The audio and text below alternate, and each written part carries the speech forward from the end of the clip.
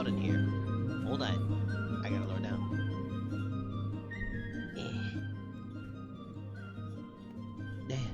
Turn it down, will ya? Sorry, I tend to yell with the bards a little bit. Just kidding. There we go. If the music is a little too low, let me know. If the music is a little too loud, let me know. Otherwise, honestly, it ain't that bad.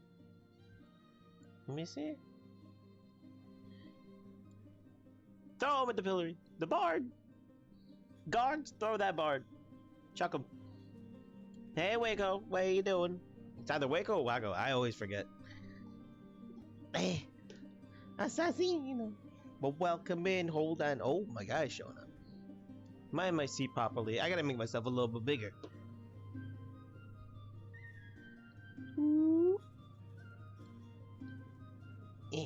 There we go. Now my plump rump is right on the stump.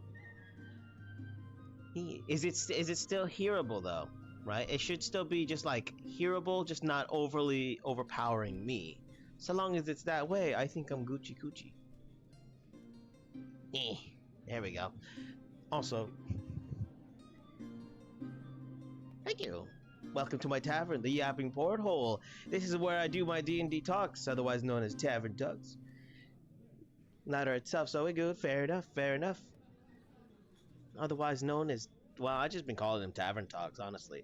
Also, your boy might get turned because I have to finish off these hard seltzers that I got for Burial Cart. It's not like I'm gonna drink them all tonight. It's just the one is more than enough. It's like when you don't drink a lot, and so your tolerance never really goes up. And then it's been a few hours since I last ate, which isn't a bad thing. It was just more of like I had dinner, and so whoopie doopie. So it might your boy might get a little bit turned. Even though I am a lightweight. And you know what? That just means it takes a lot less alcohol and a lot less money spending to enjoy the buzz. Let me see, but honestly, yeah, tonight's not much of a topic night. However, I am gonna try to maybe reassess where I'm at with the campaign. Right, with the Monday campaign, and not necessarily spoiling anything, even if you're a player and you're here. I see you, girl. Oh.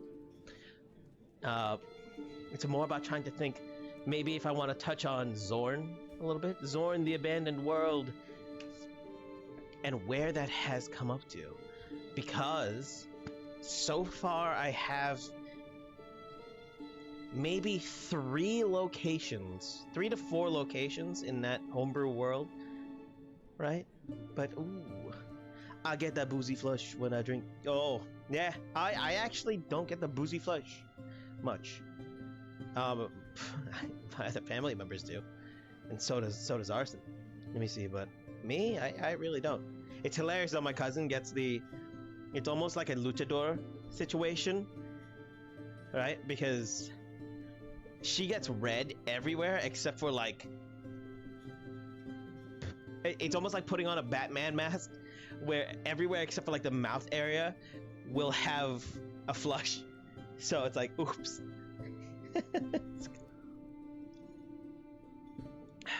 There we go. Get that first sip of the night. But I may touch on what I kind of want to do for Zorn. And yet, I may touch on some ideas that I want to do for the Monday campaign, because I have to remember some of the stuff that is currently going on, right? I guess I could do a bit of a recap, right? Because we are being joined by Peasant Chi, a new player for the campaign.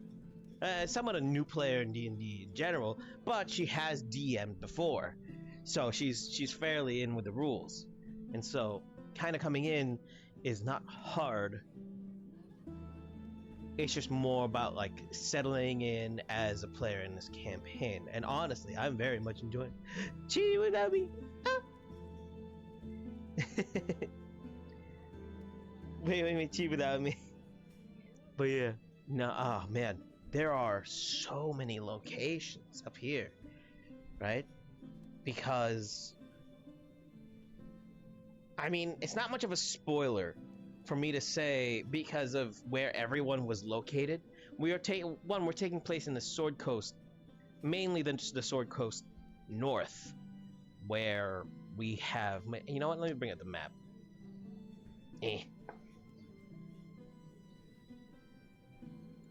Let me bring up the map.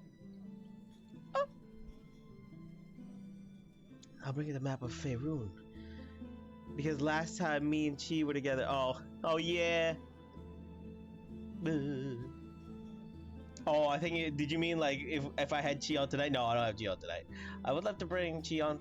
I think I did Chi with a solo. I forget.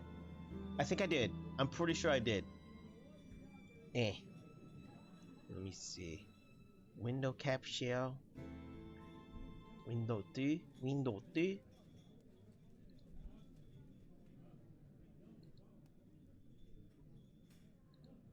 Ah, yes. And then I don't think I have this. Sure, right? Let me have this. Switch screens, switch area.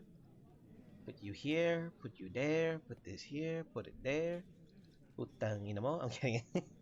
Don't tell my mama said that. Don't tell my mama said that. She gonna get mad? Ah.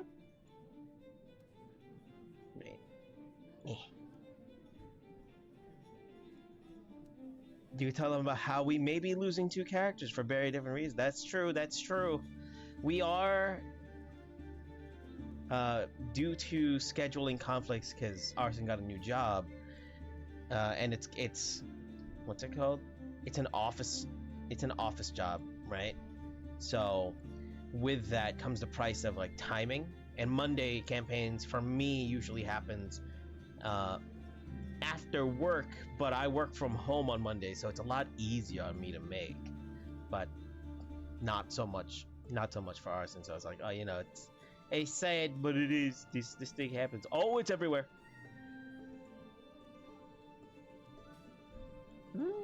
It ain't bad. Honestly, it ain't bad. There we go.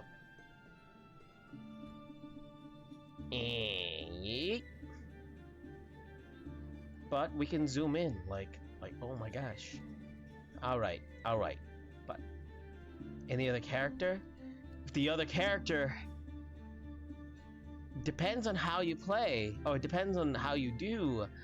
Either Io dies, Io goes her separate way due to reasons, or because of what I have already planned, a new challenge might also be in store.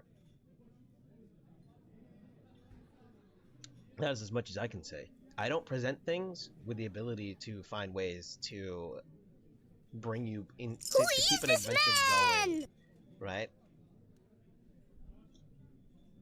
Like, it's not just like, even though Io ended that session being like calling out to Calliope, and then Calliope coming out of nowhere. It's not like, oh, yeah, but Power World is very distracting.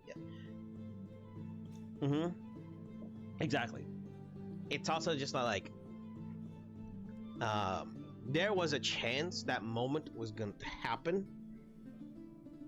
The chances of it was happening was low. It was more about the fact that you managed to call out to Calliope, and behind the screen, her being like, well, shit, all right, yeet! Right? Like, I can reveal that much. So, if there was a moment in the session that I don't know if anyone noticed, where I was like, maybe that could happen. And that was me partly deciding beforehand, where I was like, yeah, shit, okay, yeah, all right, bet. That you are. It's so funny that you're at that Io is at 1 HP, because I didn't think you'd what's it called? I didn't think we'd actually get there. that was happenstance, and I love the dice for making that happen. Both the attack rolls, the shields, and like the however much the general damage rolls happened. See, and that's after healing herself with the only healing spell. Yeah. What's it called?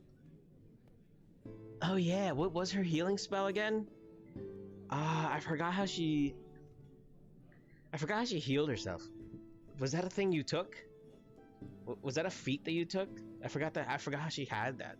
I was just like, oh yeah, okay. Oh, that was fun. She. Oh yeah, the healing bubble. There you go. The tarot card. I'm the one who gave you the tarot card. I was just like, oh. Yeah, it's so funny to me that that is kind of being of use now, and the crazy part is that is not, what is it called? Let me actually see. You were in a panic, so I don't think you used that card as much as you probably could have, depending on what you could do. I forget how much you use your bonus action, that's why, or your action. Let me see. Not to mention, like, if it was an action, then it would have been, then you know what, it makes sense. Because that's not a one-time use when you use it. It's an ability you gain access to once you use the card. Yeah, also it is an action. Okay, so you were using your actions as you could. Let me see. What was it? What was that card again? The Fae. There you go. Right, healing sparks. For the next minute, at the start of each of your turns, you may point your finger. Yeah, it's actually not an action. It's an action to use the card. Right? But it's a free action. No, it's not in a free action. It's a free effect at the beginning of each of your turns. It's just that the best I can do is prepare a spell since I can see them. Yeah. It's if you had managed to see that wording, right? Because let me. Here's the actual wording. I'll say it. Yeah. Yeah. Here's the actual wording of the spell. Panic does stuff to your brain that makes you forget rulings. It happens in high stakes situations, and I love it. But yeah, healing sparks. For the next 1 minute, at the start of each of your turns, you may point your finger and fire a pastel-colored bubble at a creature within 60 feet. That can include yourself, because you are within 60 feet, and you are a creature. The bubble drifts toward the creature and pops in an explosion of healing magic, restoring and what we edited to a 2d4 plus your wisdom modifier in hit points. Normally it's a 1d4, but it's because it's essentially like a healing word, right, per turn, but it's more of just like 1d4. Let's have this essentially almost artifact level. It's like these tarot cards aren't like a very rare.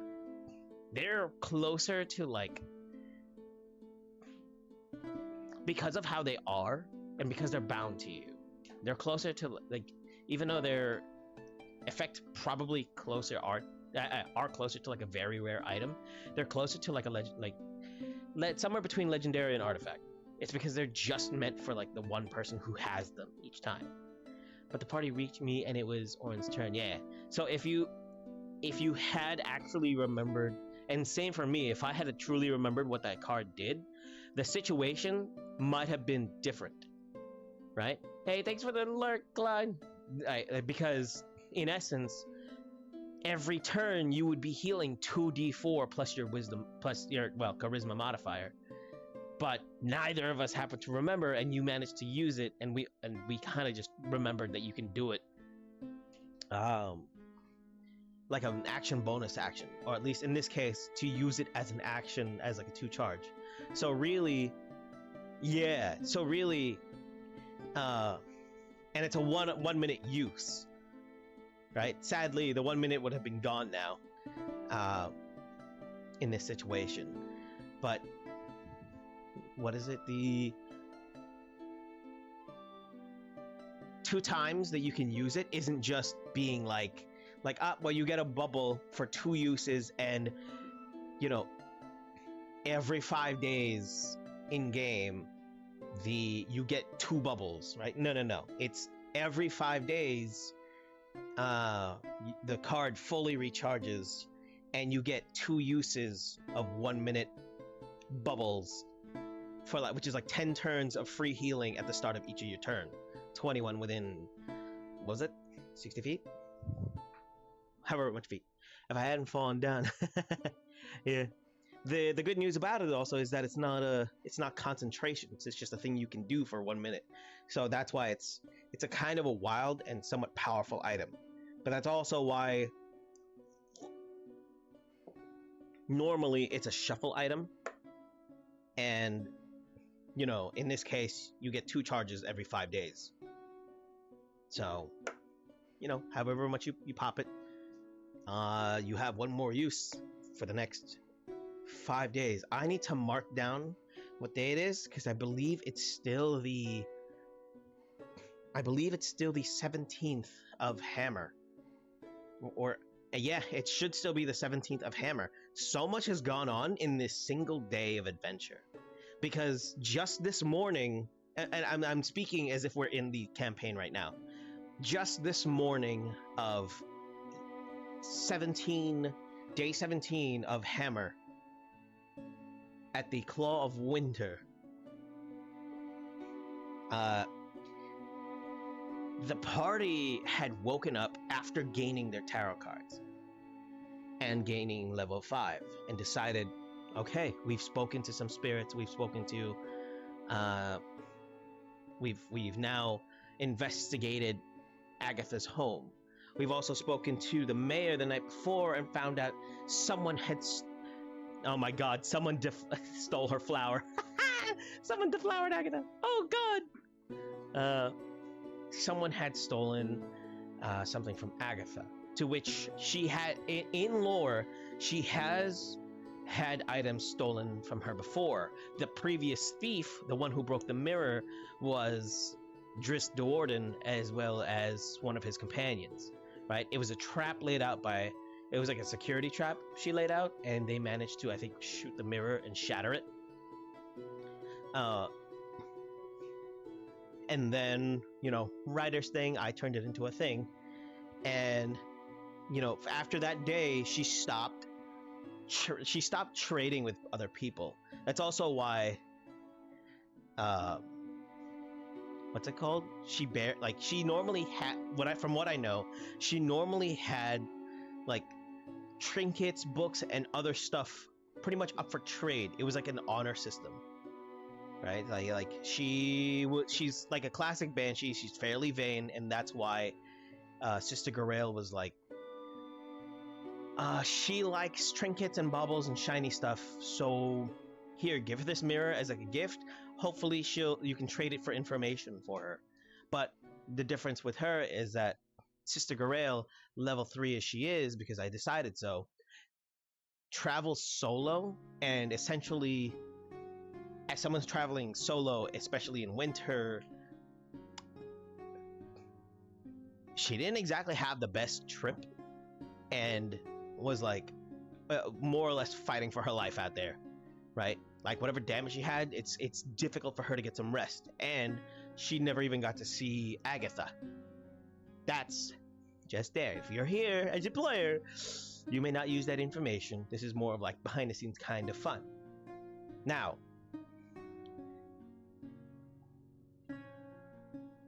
going in again from that morning of, you know, the 17th of Hammer, the party managed to track down Agatha. Actually, it's not even so much that they managed to track down Agatha.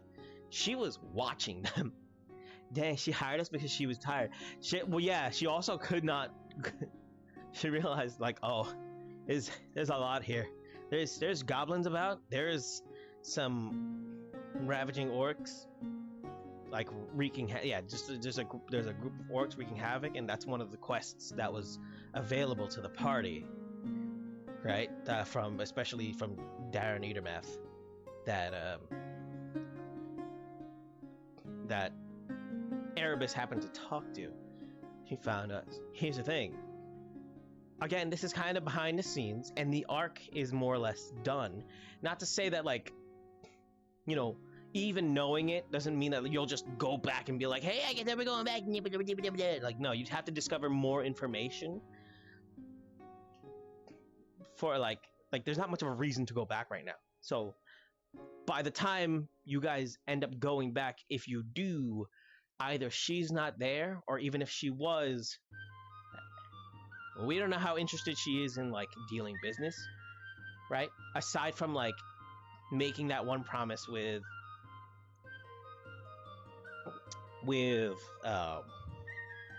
Hibiki, who unfortunately will be leaving the party for becoming like a part-time player. When Hibiki comes back, either as a cameo NPC or as a player for like a short adventure, we don't know. It'll just be a surprise. In which case, whoop. But in that moment, that morning, yeah, she was just watching from above. Here's the thing. The party attacked Agatha after noticing she was above them. And after she was kind of like, noticed that her mirror was gone and realized that one of the people in the group took it. She just didn't know who, right? And Agatha hates having her stuff stolen, but she's already seen what the party can do. She's not stupid. She's not just gonna attack. She also, because of the events of the night before, where Erebus happened to cast protect from good and evil and essentially purged the illusion out of Agatha herself. One, she was watching the party that night as they were resting. Even as they, like, she disappeared after using her whale, like her ghostly whale, and knocking two players out. No, not knocking two players, player characters out. Right, like she brought them down to 0 hit points. They decided to heal them, and they decided, we need to rest here. What happened between them is she went away, went back to her hut, realized her mirror was gone and that one of the players took it. She was actually going there to the players' rest to be like, I'm about to disturb your rest because one of y'all stole something from me. But in that journey, she was also having a moment of introspection. So while the party met, like, if that fight had gone a different way, if you just kept fighting, one, the likelihood of Sister Garel dying would have gone up.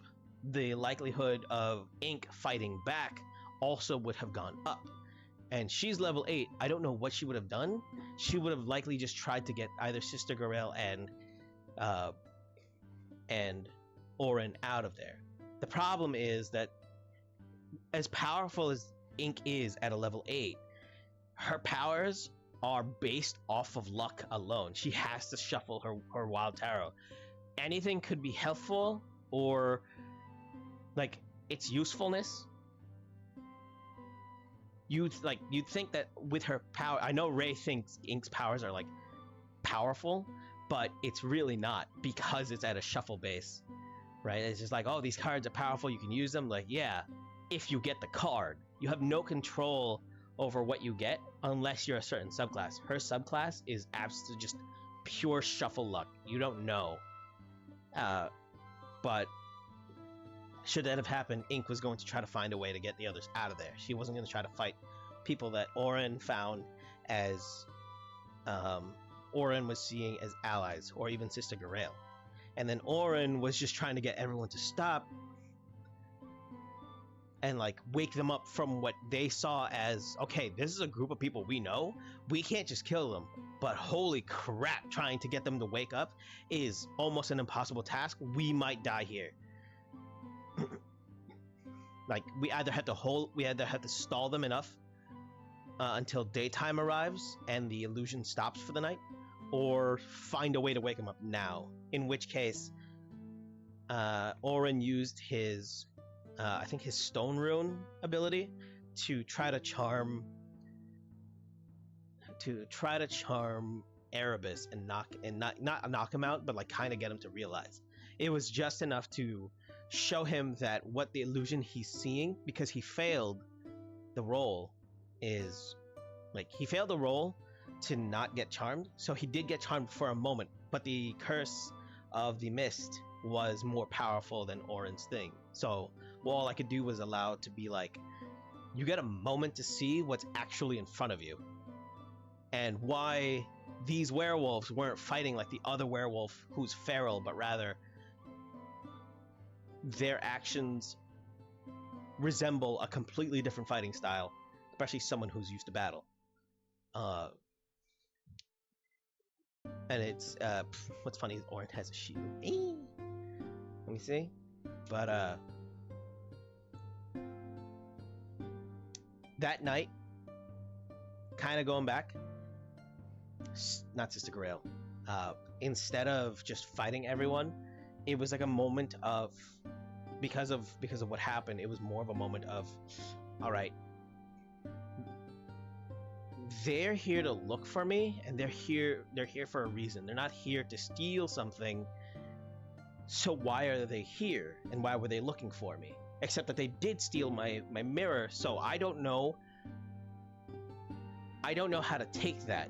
In which case, I'm still mad because they ended the illusion that I accidentally put well, it's not so much that she accidentally put herself under it. It's like, if you know it's a spell known as, let me see. Heck, frick, let me get it in a moment. D&D Beyond. Phantasmal. I think it's Phantasmal Force.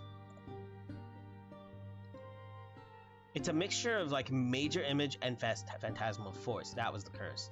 It was like putting that on crack. So there you go. You attempt to craft an illusion of in the mind of a creature you can see within range. The target makes an intelligence saving throw. On a failed save, you create a phantasmal object, creature, or other phenomenon that is no larger than 10-foot cube, and that is perceivable only to the target for the duration. The phantasm includes sound, temperature, and other stimuli. The target can take a study action, or in this case, an investigation, to examine the phantasm with an intelligence. Oh, okay, so yeah, it's a study. Yeah, to check the spell save DC. If the check succeeds, the target realizes the phantasm is an illusion and the spell ends. While affected by the spell, the target treats the phantasm as if it were real and rationalizes any illogical outcomes from interacting with it.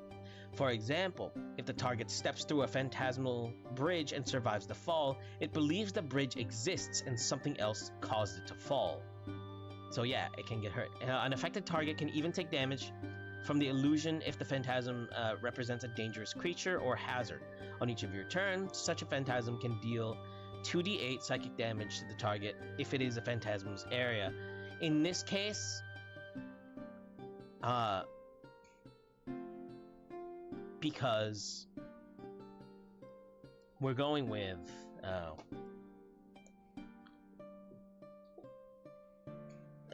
what's her name? Back when she was Elgalitha, the elf, the elven wizard, right? She's actually, I think, going from, I think, D&D, or it was an older version of D&D, I think 3rd edition, maybe, or 2nd edition.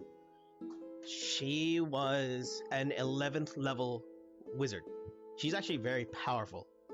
And so I was like, okay, something has to cause her powers from just going haywire, right? I kind of hinted at it when the players or when the characters left Conaberry and saw the illusions of the people just kind of going back, waving in and just kind of going back into the the windmill, right? Which is funny because that was just like at noontime. Uh, what was happening is she oh man, it's closer to like in a drug addiction for her, right? Where she would just use uh, major image and phantasmal force, just to create an illusion for herself to allow her to interact with the people. She was always a banshee, even like 250 years back, when she was already acting as the guardian of Conaberry, or the ghost of Conaberry. Hey, have a good look. She was already a banshee. The people there never knew her as Lutha. That's why when the illusions came in, she turned herself into Lutha, and the illusions of the people were more of like interacting with her as if she were not Agatha herself. Like Agatha in the uh, why she quote unquote gone missing as per the mayor is actually because Agatha herself turned herself into Lutha.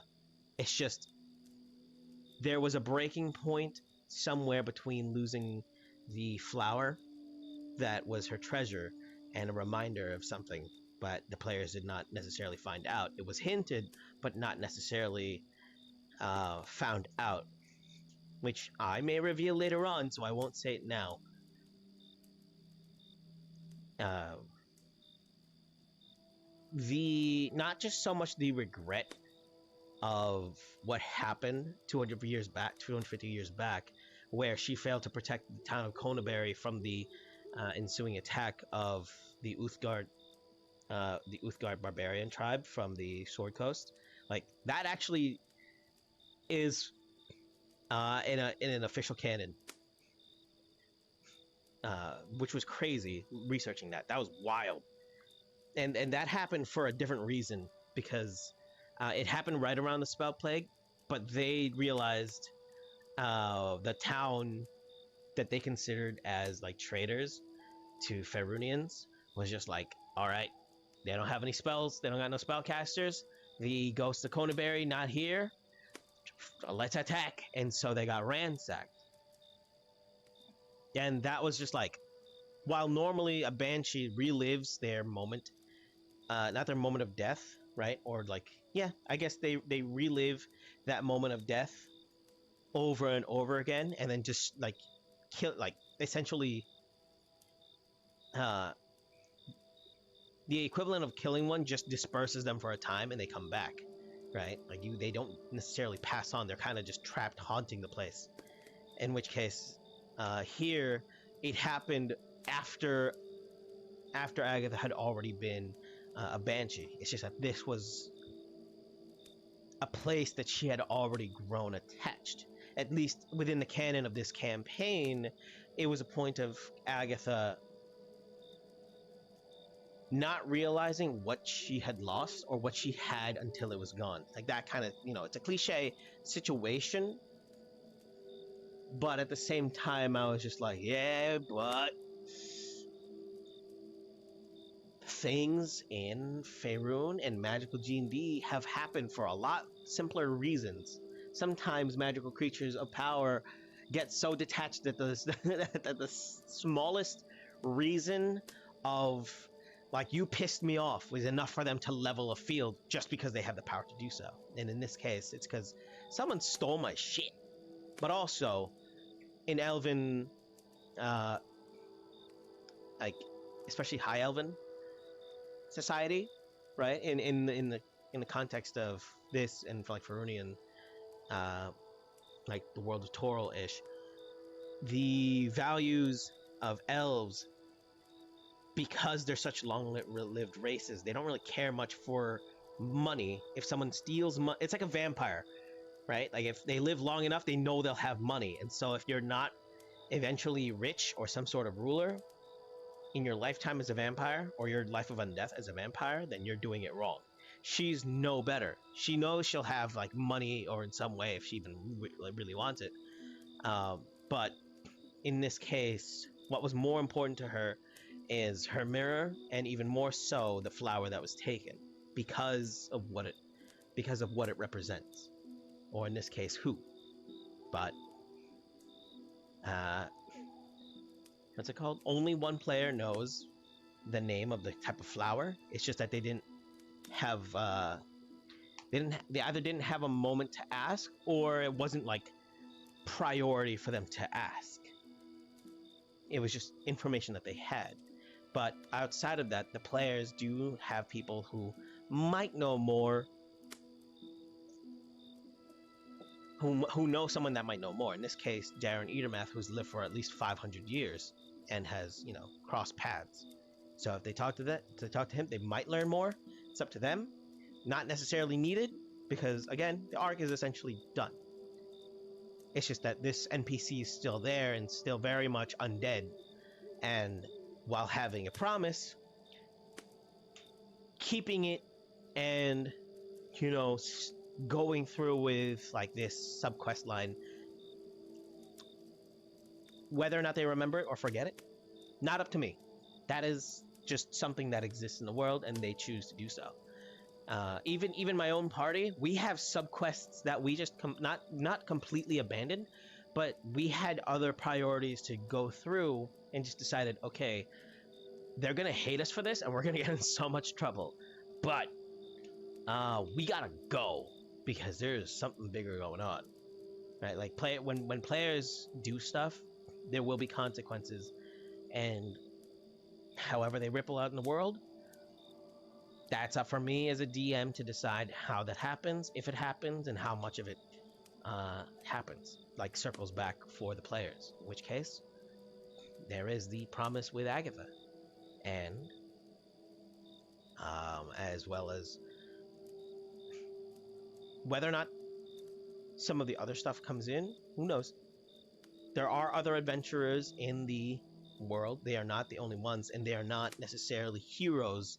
They're people who are looking for work so they can get money, same as any other group that exists in the world. Because I want it to be alive. If they take on one quest, the other quest is not just going to wait for them. If there's danger that get from a quest that gets like not accepted or not finished within the timeline that it would have been, that they're doing it, it's happening now, other stuff will happen, right? But like I said, they're not the only adventurers. If there are NPCs that pop up, sure. If someone else solved the problem for them, okay. Whoever gets the fame, I don't know. We'll find out. I'll have to decide that when the time comes, because that's part of the fun I have as a dungeon master, is figuring out what gets cemented into the canon of the timeline, right? Like even if I do decide, hey, I want this to be canon, until the players open that box, it's Schrodinger's event, right? Like even if I decide, oh, okay, someone else completed this, I can also ask, oh, did somebody complete this? They get to the spot, and then I'll find out whether or not to stick with somebody else completed the quest, or maybe the quest is still up, but now it's more difficult. That's just that's just for planning. But aside from that, I got so sidetracked from what was happening in the day, and that's okay, because here we are. But yeah, 17th day of Hammer, I believe the second week, almost finishing up. The second 10 day of the month. Wow, it's wild that they're more than halfway through the month. That where they are now, yeah, they were at Agatha's hut. Agatha decided not to attack them during the night that they were sleeping, and more or less observed. By the time Hibiki got the chance to channel Speak with Dead, just the one time, her blade Talon does not have the ability to cast Speak with Dead as of foreseen now. Should Hibiki awaken the powers of Talon, in which case it's currently dormant, right? Like its powers are constantly fluctuating to what they are the truth. The truth behind Talon is that it's like a vestige type weapon. Right? It has a dormant state, it has an awakened state, and then it has an exalted state. What those have is dependent on how much information Hibiki gathers into um, her abilities. And right now, it's like the way she kept trying to have Talon change shape. Its abilities are also almost plot device. It basically is. It's partly like, okay, these are things that can be within the scope of this type of weapon because of who is under its charge. In this case, it's me hinting what the name is and what the Raven Queen really is about in this world. Because Hibiki decided, well, partly Hibiki had joined a group that serves the Raven Queen. She's not a cleric, she is a rogue. It's just that, like, she would count as an acolyte, or more or less count as a quote unquote cleric of the Raven Queen. It's just that she's a rogue, right? Like, cleric as a class doesn't necessarily have to be cleric, or at least when you classify them as like a priest of them, it'd be different, right? Like a priest doesn't necessarily have to be a cleric. A priest could be whatever class fits them. They are just someone who's more attached to like a clergy and more, what's it called? More in tune with the rituals and the religion of the patron that they follow. In this case, she'd be closer to an acolyte of the Raven Queen's like followers, to the sect that she had joined. And so if she ended up multi-classing to like paladin, warlock, cleric, I don't know, could even just be a feat. Although it is sad that, like, again, Hibiki will become closer to like a part-time NPC player type. So how that storyline with Talon goes forward is, I don't know. She might even return the blade to Erebus, and in which case that'll be a completely different story. Who knows? Some things. Well, I have plans. But yeah, while that was happening, she managed to use Speak with the Dead. After seeing the reflection of the mayor up on her blade, appearing as like he did in life, even though in that present he was actually a skeleton. She, like, Agatha was there just watching the party, literally from like the entrance. She was just invisible, and she can move through walls. She doesn't make noise. She's just kind of watching everybody. And then when they went back to sleep, she was just having a little fun with watching Erebus a little bit, because he that's why eventually, but when the next morning, which is technically still the same day now, she was just like, tell your friend he snores a lot. And I don't know if any of the players even caught that. It was just like, it was just a one-off hint from me being like, yo, she was watching you that night, and she has been watching you since. But the morning of, which is still the same day, again, they went to her hut. She kind of messed with them just to see who among them actually stole her mirror. The truth of what happened with the party is she used an illusion of herself next to Hibiki, just staring at her shoulder, like over her shoulder, before she could turn, right? Just to be like, did you steal my mirror? Or like, you're a Deathwalker. I know that blade. Because she knows Talon. She knows the previous owner. And she was trying to be like, okay, do you have it? And then when she got no answer there, she poked Io and was just like, I know what you did. She never fully confirmed whether or not Io had the mirror, but by her reaction, she was the most likely, right? Because Io was just like scared. She went immediately into Erebus. What's it called? She went immediately into Erebus cloak and climbing up like a little cat. And two, because it was based off of the conversation that they had when they dug up the hole in front of Agatha's hut, right? Just to look up the whatever magical items were in there, or to see if the book that they were looking for was in there. She found out, oh, you're from a den of kobolds, and the kobolds are thieves. Okay, you would be the most likely person. I'm gonna assume that you have it. So she used message on Io just to kind of mess with her in whispers. Her guess was mostly correct, but it was unconfirmed. Until she gets the mirror, she has no idea, and she didn't want to fully assume. The problem was that the party found her just above with detect magic, and she was like, well, you caught me. Impressive. She just didn't expect the party to just go on straight attacking.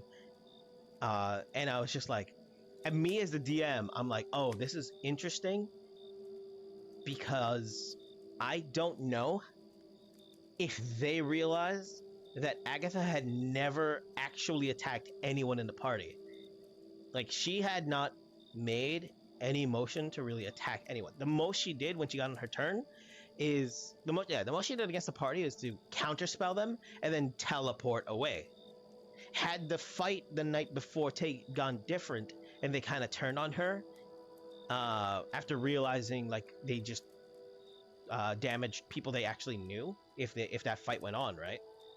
Then and if she was still stuck in her illusion, then she likely would have attacked them, like actually tried to like kill them.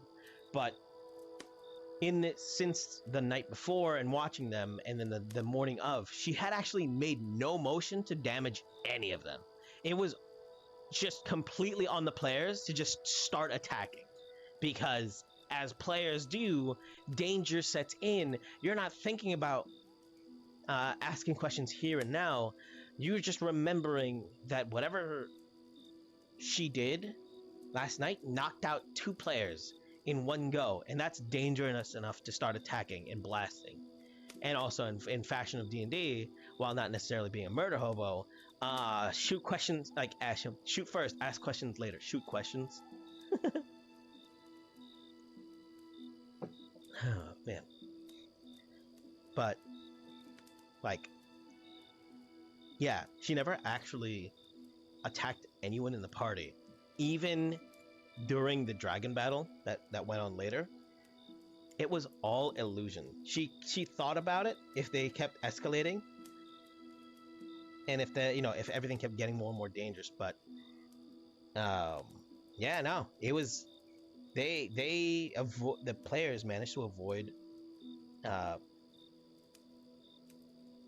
like worst case scenario of like danger and everything else. I was straight up planning and being like, okay, if you guys hurt your own friends or companions that you guys knew before, and then there will be the reveal of the illusion breaking and realizing like the werewolf forms will drop and you'll actually see them for who they are.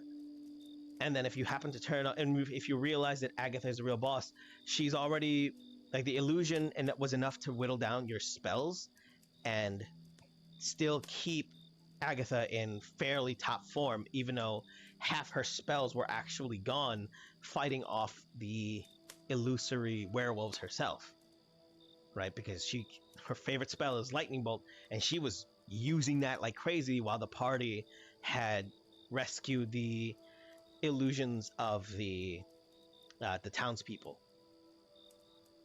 That whole thing was partly for me to find a way to get Agatha to use up her spells and abilities, as well as to kind of showcase, she's a lot more powerful than you guys realize. and she's soloing a whole ass army. But yeah, if that had gone different, then the illusion of the dragon likely would not even have happened. What was going to happen is she was going to bust out far more other powerful spells. But in this case, she didn't actually want to attack the party. She just kind of wanted to know the truth for herself, because if she could get her mirror back, she was more or less torn. Like, by this point, Agatha, the vengeful, like the more vain and like the Banshee of Agatha, had more or less kind of fused with the personality of Lutha. It's like where Banshees normally lose their minds, she had kind of regained her mind by first losing her mind even more because of the illusion, and then Erebus happened to rattle up her memories and kind of fuse them together. So like it's like regaining a moment of her quote unquote humanity, even though she's an elf, right? In that way. So instead of taking them on directly, she would say, okay, if I do have to fight them, I don't want them to fight in their top form. I'm going to use the illusion of a dragon, and because I can see what they're doing, I can shift the form of the dragon to pretend as if it's actually taking hits. So long as they don't manage to cause physical damage, like it's only they don't do like any sort of like melee towards the dragon and realize what's going on, they're not going to know it's an illusion.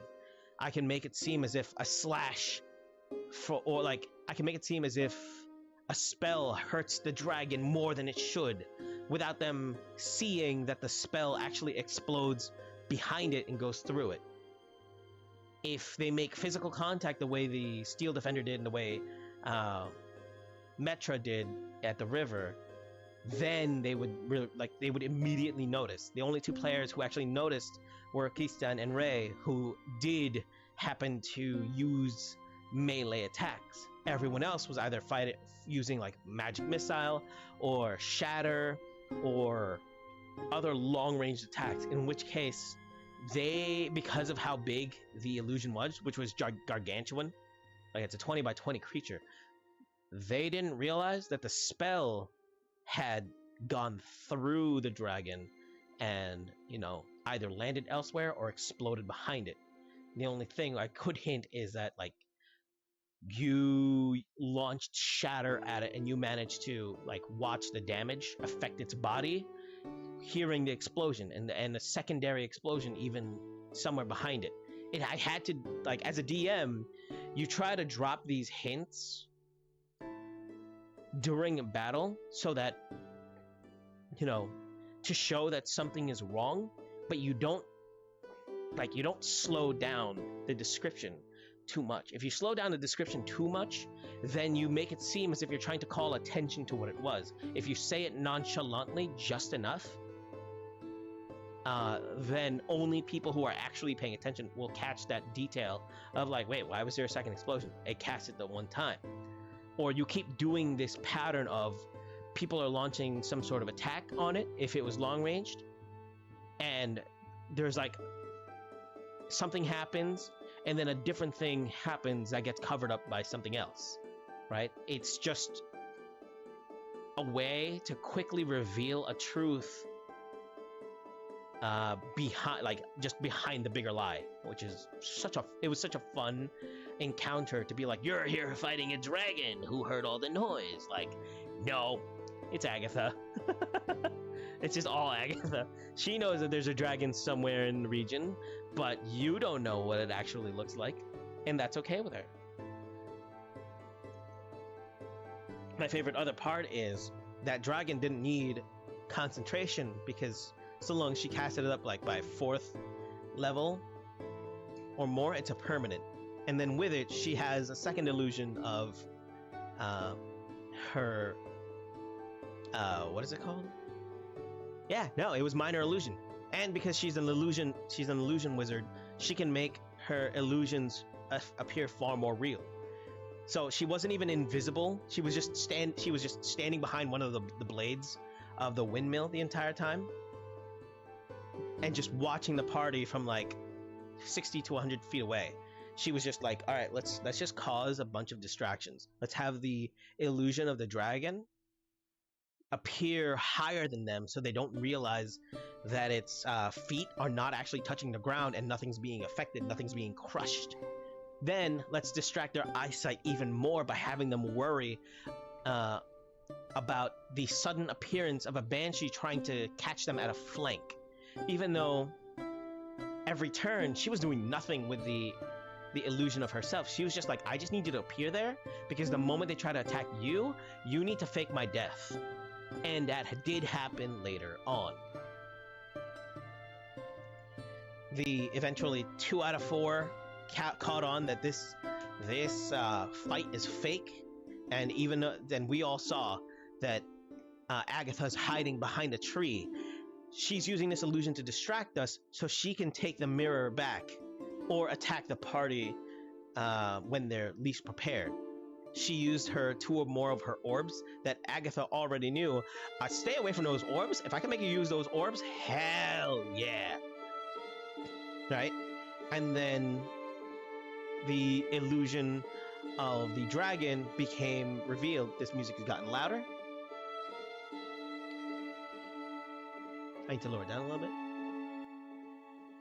The illusion of the dragon had been revealed, in which case, it more or less, I waited for a moment until someone attacked Agatha's illusion, her duplicate, to be like, oh no, she lost concentration on an illusion spell. Great. The players, I'm pretty sure the players who understand how Major Image works realize that she probably lost concentration. However, which way, that illusion was gone, and they started attacking the duplicate without realizing still, like they confirmed that the first illusion was an illusion. They didn't bother trying to confirm whether or not the second illusion was an illusion, and that's part of the fun of enemies who use illusion spells, and especially as a DM, who you have a more malleable ability to affect the spells the way they are, staying as close as you can to the vanilla and rules as written, as they are, right? But at the same time, because of your narrative ability, you can control, what's it called?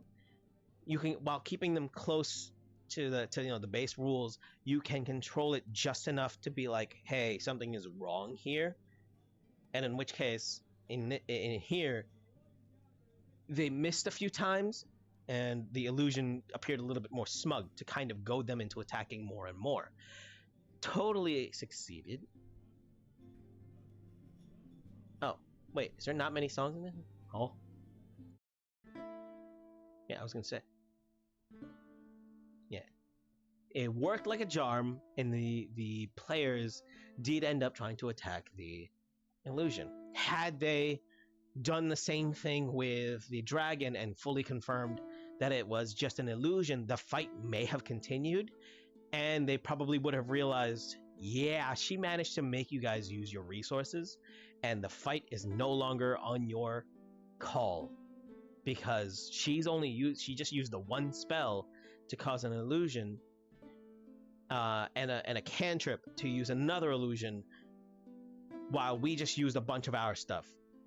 And we didn't even really, while not taking damage, she can hurt them from far away. They've seen that she can use lightning bolt and whatever other spells that she has.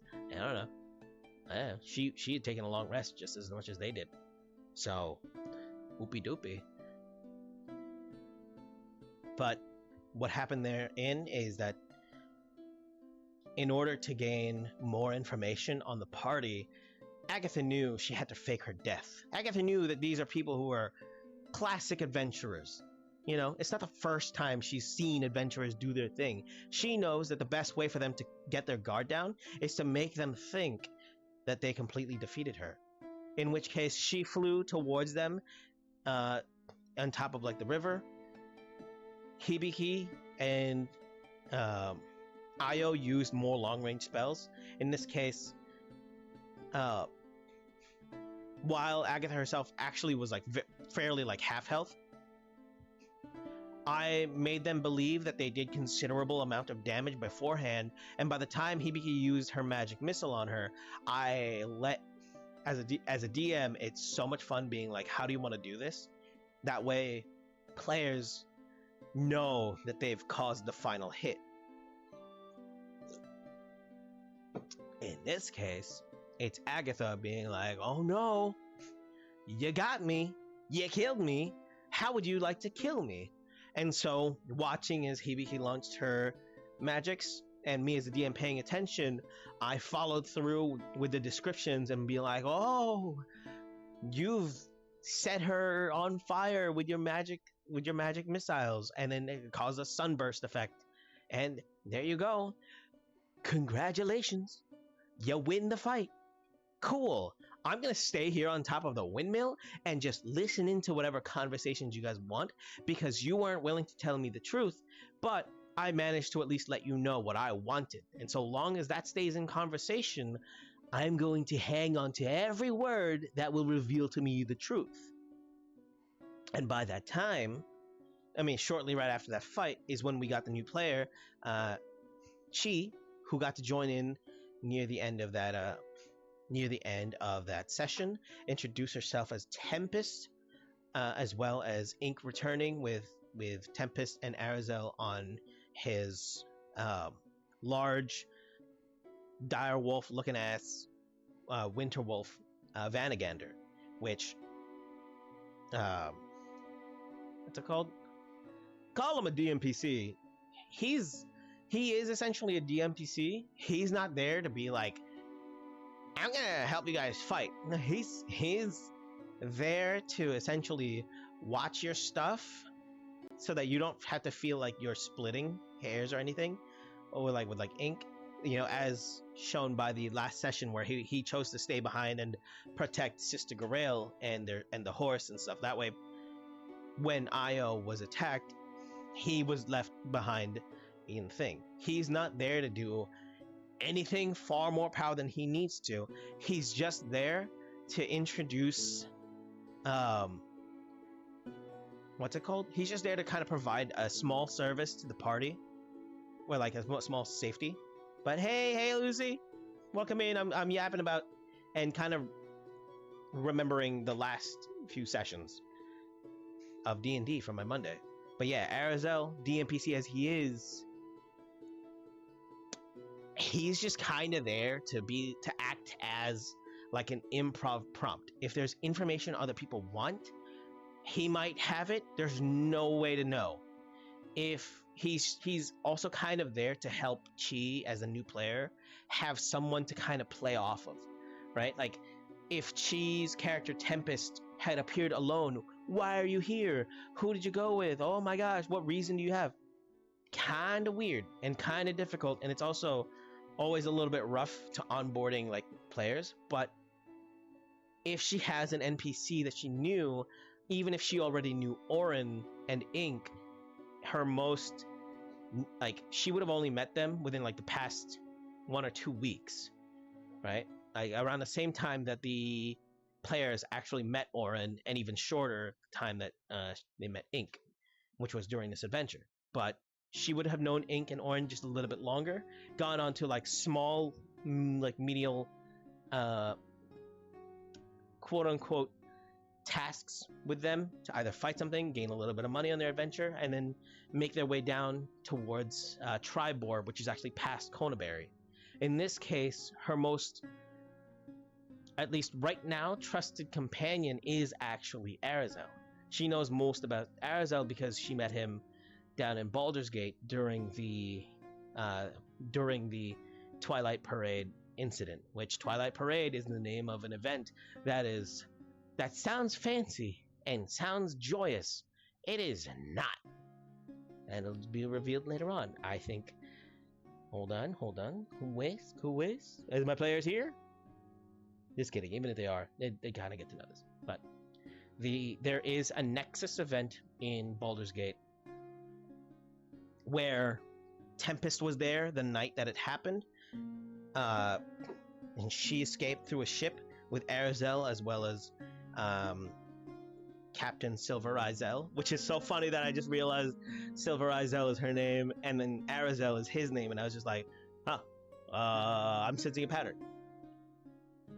No relation. He just happens to work for her. Met Tempest, got to meet two other NPCs that belonged to Hibiki, in this case Arsonist's backstory, where her backstory is, I am the oldest of 7 siblings, and the other 6 had gotten kidnapped. 2 of them appeared within the Twilight Parade, which is a black market auction that sold not only contraband, but various creatures and people that were being trafficked. 2 of them happened to be the younger brother and younger sister of Hibiki, and rescued with Arazel, the captain, and Tempest, spent the next few weeks heading north, getting to know each other, getting to kind of just like hunt. And even for Tempest, justifying the way she kind of got to level 5 from like level 1-ish, right? Like she would have essentially started her quests in that backstory around level 3. However, up to level 5, she got, and because she had weeks of it, even if she doesn't, even though there's not much to take from it, it's still a partial adventure to learn stuff and like more than enough weeks to learn stuff from other people. So why I have part of why I have Arazel there to introduce something is that with Tempest and with Arazel, more than just like as a prop to be like, okay, you can bounce off of this person, you know him enough to like, if you wanted to know something, he'd probably know it, and if he knew something about you or was concerned about you, you guys can have conversations. That way you can kind of have natural interactions between NPC and then the other players who you're coming to meet. He's also there to introduce something that I've been wanting to do in D&D, but never really get to explore with as a player and as a DM, in which case that you don't really get a chance to explore this too much, especially in like shorter form, except I did get to explore this a little bit with Corvo, who was my DM for Curse of Strahd, and I was just like, wait, you can just give abilities like that? I'm yoinking that. Hold on, I like it. Because it's not necessarily game breaking, and it's something to be like, you're not gaining levels, but we are going to level the playing field a little bit by giving you something that is otherwise powerful, but something that you would have gained here and now. And in this case, while essentially not giving something game breaking and overly powerful, it's something that I want it to be like feat adjacent. Yellow footsies. No, but like normally feats introduce completely new abilities that or allow you to access spells. This is kind of like a feat. It pretty much is a feat, right, to what it can introduce, but it's closer to, I mean, but it's what it's meant to do is help twist the nature of either pre-existing spells or pre-existing abilities of a character that is more or less taking something that they can do and just like keying in on it and training it more than they would any other spells or weaponry or abilities that they own, even if it's something that they're creating for themselves, right? Like it's kind of like an equivalent to a homebrew item or weapon that a player creates in a campaign, except in this case it's creating a signature ability, in which case Arazel has his elemental mastery, which I'm calling these feats minor mastery feats, right? Like it's still technically a feat, but it's just right, like I said, feat adjacent. In this case, she wanted to see if they could learn something from Arazel, and I was just like, okay, here's something you've seen Arazel do, in which case he loves shape water and he loves pushing magic to its utmost if he can. But his most signature spell and his favorite ones is Shape Water, and he loves using water puppetry.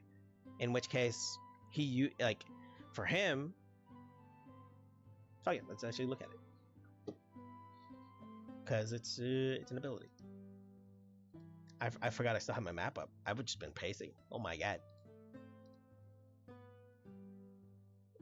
Let me see. Homebrew creations. Nope. Nope.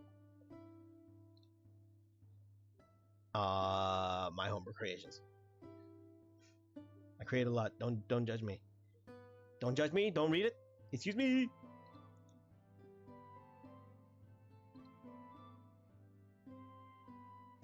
It can't be shared with the community because it has external links. But yeah. In which case here, it's the minor mastery is Shape Water and Fine Control. The other bonus mastery here is that he, at 3rd level, he gained the ability to access the spell Summon Beast, which you normally would, depending on the other class. It's just, as a sorcerer, I don't think he actually, wait, does he get it? Does he get access to Summon Beast? Is it a sorcerer spell? Yeah. In this case, he gets access to a spell that he otherwise cannot as a sorcerer because he's not a druid or a ranger. But the difference being is that he gets a free use of it without the material components nor concentration, which is powerful in and of itself. Without having to change the damage output of the spell, it already becomes a little bit more powerful, where normally concentration spells have to deal with the fact that, like, you can lose them at any time so long as enough people hurt you before your next turn, or even on the turn that you summon it. Arazel's is more about, like, okay, I loved making this little water wolf puppy with Shape Water enough that, like, normally if you're animating an object with Shape Water, it's just a vague shape, right? Like if you're making a puppy, you can tell it's a puppy, but it doesn't have fur, it doesn't have like eyes. It's just, it looks closer to like a generic statue or like a wood carving, like even like an ice statue, right? Not much of details. In this case, his little buddy, in its puppy form, in its wolf puppy form, it's just his little buddy, or little. But he named it Vanagander because, one, I love Fenrir, but also I love the other name of Vanagander, and I was just like, you know what? He likes long names. It ain't just gonna be Fenrir because I like the other name. I like the other name. That's just me. So it's like he likes creating water puppetry, things that he can control, and to release his level of he trained with it so much that it became more or less a signature spell. And so within 10 feet of him, any animated shapes or forms, including the wolf pup, becomes, it doesn't just last an hour, it becomes permanent until it's dispelled, just like Major Image. It cannot attack, it cannot really do much. If you create a knife out of it, doesn't matter. It's still probably going to break. It's a cantrip level, right? The only thing about it is that he uses it to create more intricate shapes and things that look far more real than they otherwise should with its cantrip, and that they last for as long as they're within 10 feet. Anything more than that, and it will either melt if it's already been more than an hour, or it'll just it'll just go back to being a 1 hour effect. Except, but the other part of it is that his mentality, in order to gain a little bit more mastery with this spell, is that it acts whatever shape or whatever is the most it's like anchoring a part of your mind and imparting a bit of your personality into this water puppet, in this case a little wolf, so that it almost appears as if it has a personality of its own, but the truth is it's just a little bit of himself. right? That this is part of like where I'm creating this more of like a role play, um, like the ability to take spells within the game and use it for flavoring your abilities, right? In this case, no matter how much he speaks or how angry he looks, Vanagander, the little water puppet, will always reveal his most subconscious personality. That's why it doesn't require concentration, because it's just like it's a piece of himself that he does not control, and he's okay letting go of that control in order to make it a little bit more real. So the puppy seems real to anyone who doesn't study it. Right? The players have not studied it. They're more or less still convinced that the puppy is real, and it kind of is, because it's just the other part of him. So whenever he's concerned about Tempest, it acts like it has separation anxiety a little bit, right? Like it acts like more worried about her as well. Even if he was worried about someone else and but yet angry at them, then the puppet would act not a little bit against himself out of guilt, and also trying to like comfort someone else that he was aiming anger at, right? It's that kind of a scenario. But also, hey Mizzy, in case I didn't say hi before, I totally did. But yeah, his ability, the range and moving direction of water is increased to 10 feet. Otherwise, shape water is normally you take water and you shape it and you have its flow move up 5 feet every turn. In this case, it moves up 10 feet instead, which would normally seem slow, but it's actually fairly fast within 6 seconds. And for like a good amount of water that fits within a 5-foot cube, hell yeah. And then you may have up to 3 non-instantaneous effects active at once.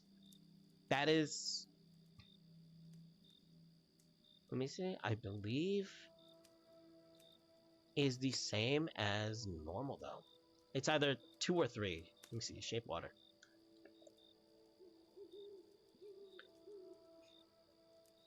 Yep.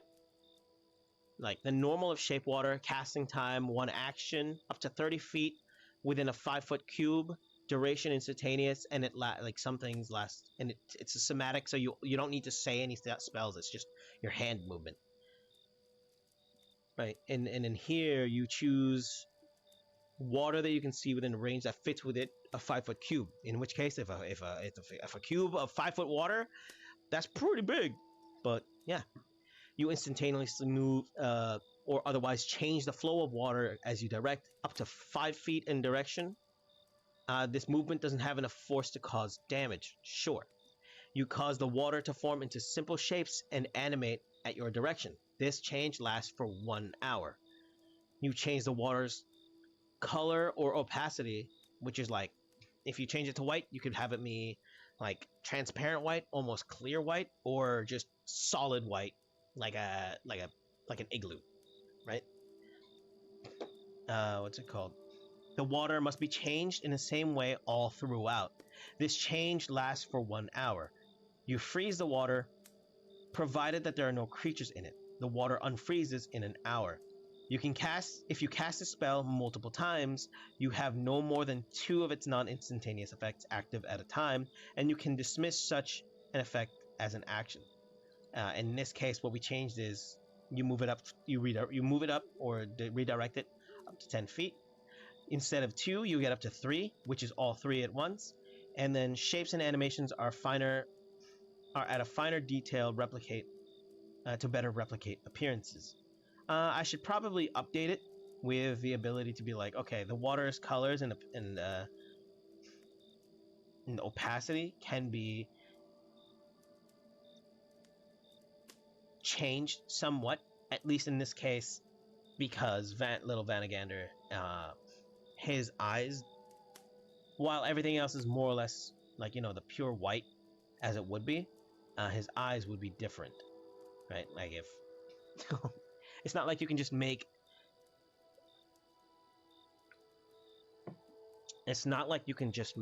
the clone of if oh god, hey Corvo, if I just had his clones, like if you'd be like, you can affect the colors and opacity, however you wish. That's too powerful. That's essentially making a water clone, like the Mizubushi, Mizubushi, yeah, Kagebunshin, yeah, Mizubunshin from freaking Naruto, right? Like instead of a shadow clone, it's a water clone, and they have that as a thing. But you know, if you could do that, that's too powerful for a cantrip. In which case, that'd have to be a spell. Here, it's just like it's mainly the eyes. Who cares, right? It's just to give it a little bit of life, and then animated shapes and forms instead of creating just vague forms and like simple shapes. You can create them more intricately, uh, and move them more intricately. In which case, like I said, he loves his water puppetry. Cast spell, make a water blood colored fake accident, win lawsuit. Honestly, yeah, yeah, you could. Honestly, you could do that even with the normal shape water spell. Like it's all it's yeah. Holy shit, you could do that with the regular, yeah, because it's just it's just all throughout. It's already uh mostly opaque-ish for blood, right? And you change it all throughout to a deep blood red. So, and it's a change that happens within the hour, in which case you'd have to recast and just be like, but yeah, win lawsuit.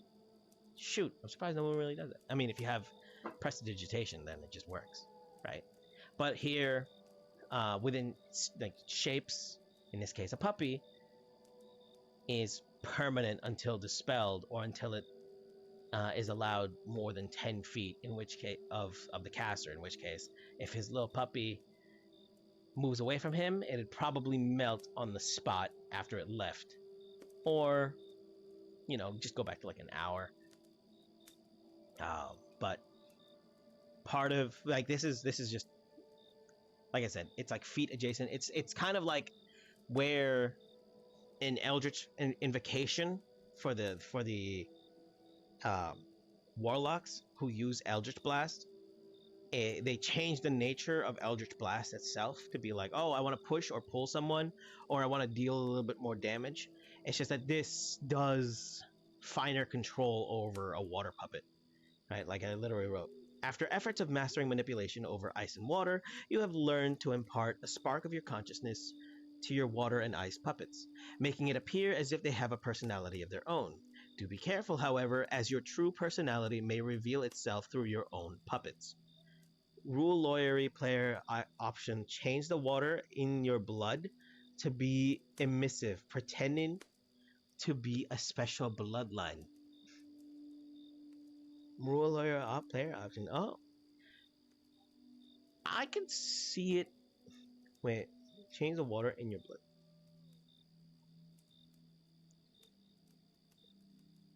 Oh, emissive. Hold on. What do you mean by emissive? I kind of like it. I'd probably allow it. Like, probably not too much, but I'd probably allow it. It depends on what you would define as color. True. I think I see what you mean then. Do you mean like, what's it called? Like, say someone cuts you, and then, or you, like, say you take a blade to yourself just to be like, well, uh, guys, I mean, I guess the secret's out. Here, take a look at my blood. Cuts their own arm, lets a little bit of blood out, and then with the somatic component, they do like a simple, probably a sleight of hand challenge to affect their own blood, like the water within their blood, and just to be like, oh, they're actually bleeding blue, or they're bleeding black, or they're bleeding blurp. Ooh. It's just that you do digital art to make it glow. Oh, I see. Honestly, technically, blood counts as an object, right? If you did it for light. Ooh. That'd be kind of hilarious. Huh. Hmm, hmm, hmm, hmm. Hmm, hmm, hmm, hmm, hmm, hmm. Idea, idea. Okay. I mean, Honestly, that'd be kind of hilarious to do anyway if you had like the light spell and you have a vial of your blood, and then it just be like, oh, okay, light spell. but but yeah, no, maybe honestly, it's not it's not a bad use. Even if it was just a normal use of what is it called? Even if it was just a normal use of shape water, and it would be in line. I mean, if you had this minor feat, right, of of uh, of shape water, technically it's within 10 feet, and it would just be more or less permanent. If that was the case, it would have to be a thing. Again, this is something that you'd have to talk with a DM who, if they allow it. I'd probably allow it because it's cool. And more than that, it's cool because it has a reason to be there, right? It's nothing that's harmful. It's nothing that's game breaking. It's just something that could be of niche use and niche appearance. And at the same time, it's just like a thing that you would have. And because it can set up for a later scene, being like, I glow blood, or kind of like how Ford Stone from Mighty Nine Critical Role Campaign 2 was just like faking an accent for the most of the campaign until revealed you speak different than what you normally than how I met you, right? And in which case here it's just blood. I see nothing wrong with it. I'd allow it. It's fun. It has its use more than just being like I'm pretending to be a special bloodline, right? Just to be cool. It's just like no, as a DM, I can use that. I would love the chance to use that against you, right? Because it's just like knife theory, right? Okay, this person pretends that they have a special bloodline using, yeah, they pretend to have a special bloodline. That is interesting to anyone that they have showed it off to. If they keep showing it off, rumors spread about, in which case some sort of collector or an alchemist or a scientist, of course, or like someone who wants to experiment on other people, on like other living beings, they would love to know more. Shape water into a knife, flash freeze it, use it, weapon and assassination. Weapon melts. That one would definitely take a little bit more use, right? It could be done, but it would definitely take a little bit more use. As while shape water can be formed into a knife, it is not necessarily, what's it called? It is not necessarily strong enough to do such a thing. Had it been like a much thicker use of water, maybe. If you had used it enough times to practice it within the campaign, just being like, okay, this player has used it enough times to try to attempt this, and they're getting better. At a critical moment that they finally have use for it, and because if they'd work with me, if they'd probably ask me for permission, we could probably make it work and have it done. Either the one time, like as a one-off use of like actually doing for like an assassination, which assassinations don't just happen to be like oh, I'm gonna do this thing, I got this idea, swoop. Usually an assassination is premeditated and they would prepare for it, and if they did prepare for it, then I could probably allow it. Or if they use it in tangent with another effect, like say they have magic weapon or something, I would totally allow it,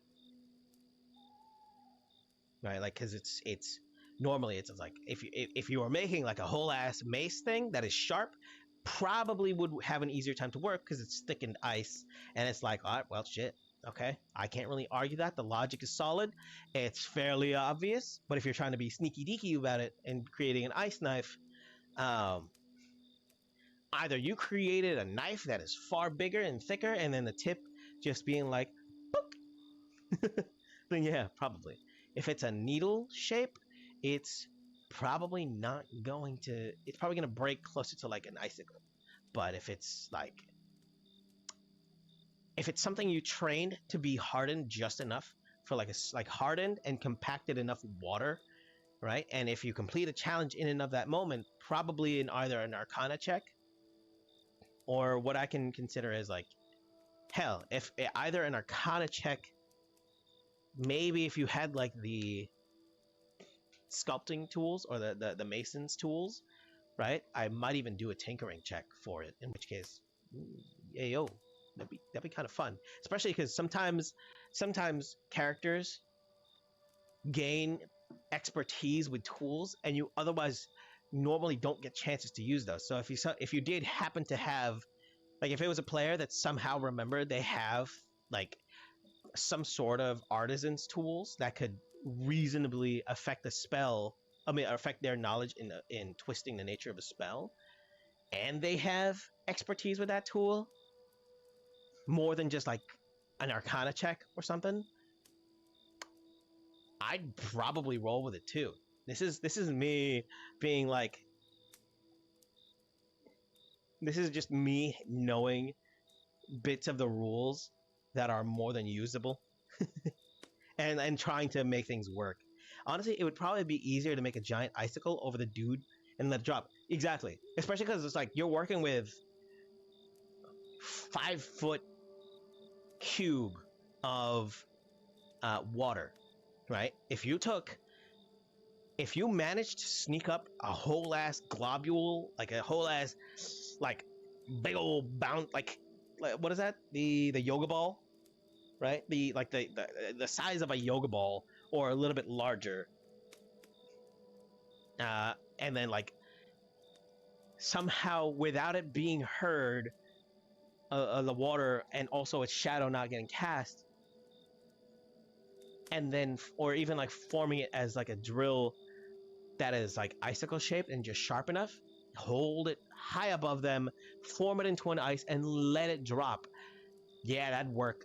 That's not even like the sharpness. That's like hardly even the sharpness of the icicle itself. It's rather the pure weight of a 5 foot big ass object that is pointed down and going in to crush them. In which case, it's either piercing or bludgeoning. The damage would be based off of how high up it's falling from, probably. Because like, yeah, I mean, it'd probably be like the equivalent of like what, 1d6 per 10 feet, right? And if they're holding it above, like if they actually got it like even even 30 feet above whatever target that they have, and because it would be like a stealth, if they happen to do it, I'd probably have it land as a critical damage, in which case it would be like a 66, which is, I mean, even 3d6 would instantly kill anyone who's already normal, right? Even if they couldn't dodge it in time. It's just, if no one was there to warn them, and if no one was there, it's not an attack roll, but it would technically be equivalent to like that of a critical, because god damn, what are you gonna do? If it's just like a block of ice dropping from like the air, you're not gonna hear it, you're just gonna go beep. 1,000 ways to die in the midst. Oh man. Like I said, I mean, common NPCs don't have that much power in the first place. But yeah, somehow straying and coming back from that, yeah, the only other bonus that this NPC's minor mastery is the fact that like the only power boost it really gets, which is level based later on, is at 3rd level he gets access to summon beast, and without the material component, essentially it's like what he's using it for is because he has the little puppy, little water puppet as a puppy. It's just him enlarging the puppy into like an actual wolf, because normally, like a familiar, it can't do damage, but summoning it and conjuring it as an actual wolf, it's like freaking Digimon. Little buddy Digivolve to an actual wolf, right? In which case, it still has his subconscious personality. It has no concentration, just like the permanence of it, and is more about what's it called? Acting in accordance to his personality, but in accordance to the spell as well. In which case, it's just him using it for roleplay purposes. And in this sense, where at what's it called? Uh, where here normally it's just like, okay, it's made of ice and snow and behaves true to your subconscious personality, player, and the DM's discretion. Sure. You may also use your spell slots to cast the spell as normal with the material components and concentration. In which case, I believe you need... Normally, Summon Beast requires... It's expensive. It's an expensive spell. A feather, a tuft of fur, and fishtail inside a gilded acorn worth 200 gold pieces. A tiny golden acorn that can fit in all of these things. Oh god. It doesn't even say inside it just says a golden acorn. So if you had this, it'd probably be like a pretty big acorn. Or closer to like a locket, if anything. Right? If you can get it as small as an acorn, ayo. But it still has to be worth 200 gold pieces, so... Oh boy. But yeah, it'd just be just... That's so funny. Normally, the beast spirit is summoned as a small beast and neutral. In which case, technically, had he been casting it at 3rd level, it would still be the puppy at its size as a small beast and actually attacking, which is kind of cute if you think about it. But what's it called? At higher levels, you may cast the spell through this feat at increasing levels. It would still, if you're casting it normally, then it operates normally, in which case it will be a small beast no matter what. But with the feat, and because of his control, I was like, all right, this is one of those things where if the player has enough imagination and it has enough, again, turning it into a signature spell, then at higher levels, their efforts should pay off, right? As me working as a DM, working with the players, it's something that should pay off. That way, them creating something in-game, it has meaning to them. Rather, more than like, it's kind of like at the level of gaining a... like either gaining a level or like gaining treasure or magic item, but rather instead of searching for something to make them feel special or powerful, it's actually just something they work on themselves. In this case, at 7th level, you cast the spell Summon Beast at 4th level, and instead of a small creature, it becomes large. That's why Arzel can he's a 9th level sorcerer, and that's why at 9th level he summons he enlarges Vanagander from a little puppy to a large dire wolf that he can ride as a steed. It still only lasts for about an hour, but it gains the 2 attacks as well as like what's it called, higher HP, whatnot. At 11th level, you cast it at 6th level, and you gain 2 charges of the use of summon beast in this way. And then at 15th level, you can cast it as an 8th level, in which case, goddamn, it has 4 attacks, and it becomes a huge creature, effectively turning into like a version of Fenrir, right? It's not Fenrir because Fenrir is the world eater, in which case, that's Ragnarok, and that would be like gargantuan shit. Not even gargantuan, that would be like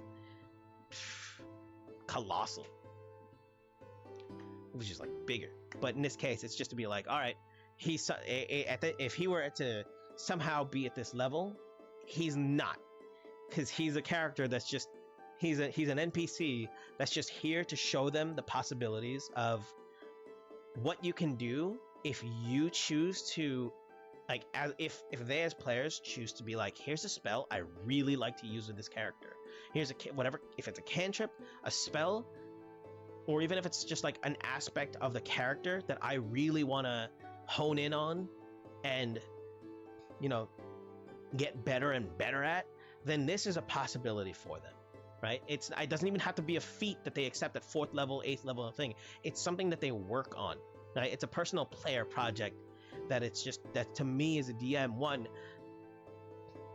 is an investment that they make as a like consciously make as a player, both role play wise and you know player like what's it called, player crafting wise, you know what I mean? Like it's not necessarily power gaming, it's just like, oh my god, I get to have a toy and I get to make my own toy and it's the form of a spell. Fuck it, yeah, do it. Yeah, you wanna invest in it, you wanna use it part of your roleplay to showcase your character, your personality, how you treat magic.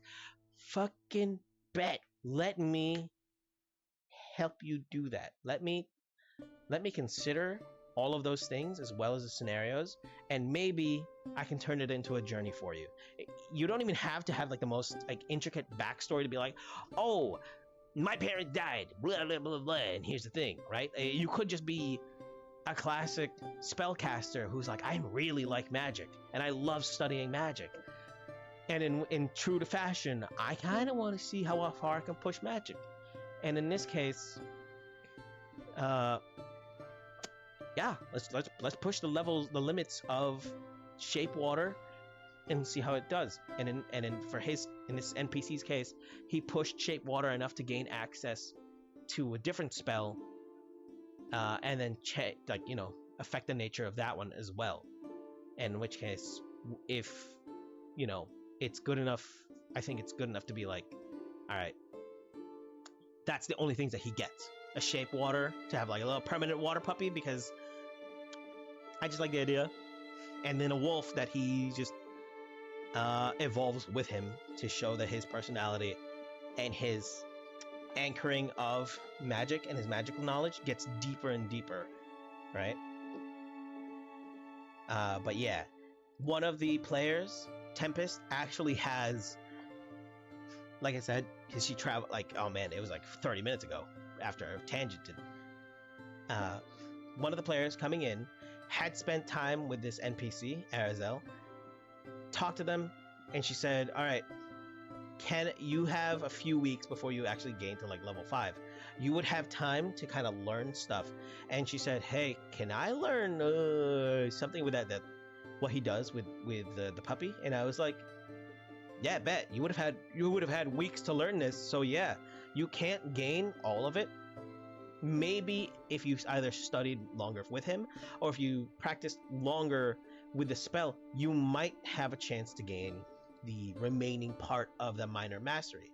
But as it is, she only had time to learn this portion, which she has her magic item that she chose, that I was just like, all right, you can have one uncommon magical item as you're coming in. I bet she chose, true to her theme as a cleric of Umberly, the bitch queen, was just like, hey, can I have the decanter of endless water? And with it, she can, which is fun because the decanter allows you to make fresh water and salt water. And for her, going inland as a more sea type cleric, because she wants to be as close to Umberly as possible, going into land, the only way for her to get that is to like essentially create a pool whenever, for like a small little reliquary or something like that, to ritually drown herself. I'm rapidly approaching your location. Literally. What do you mean? What do you mean, literally? But yeah. Hey, Corvo. This ability is your fault, by the way. I gained inspiration from you because of what happened in I'll tell you later. Oh! But yeah. She has decanter of endless water.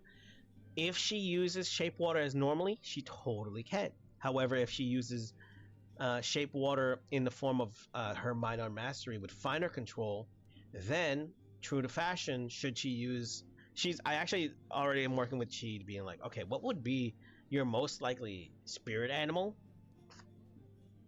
We don't know yet. It could be a crab, it could be a thing, but we'll figure it out. It's kind of fun to think about, because I don't yet fully know like we haven't fully shaped um, what is the true deeper personality that lies within Tempest. We kind of know how it is, and we kind of know where, uh, like we have a semblance of like we know how she is now. She's fairly not unfeeling, but if it's outside of Umberly, then she doesn't have much of an interest outside, like especially because of the how we're treating the followers of Umberly, not even like just the clerics themselves, like anyone within the follower, like within the Church of Umberly, in which case so much fun having with that. I'm having so much fun thinking about the faction of Umberly's followers being a PvP server. Did I do? You basically inspired me to create the minor feats. I mean, it's always something. It was always something that I kind of already wanted, but because of how it happened with each of our characters in Curse of Strahd, I basically began to lock in more on how I wanted to do it into my campaign, like my Monday campaign, and it was so much fun. Also, I will be right back. I just realized what time it is. I gotta throw away the garbage. I'll be right back, you guys. I'll be right back.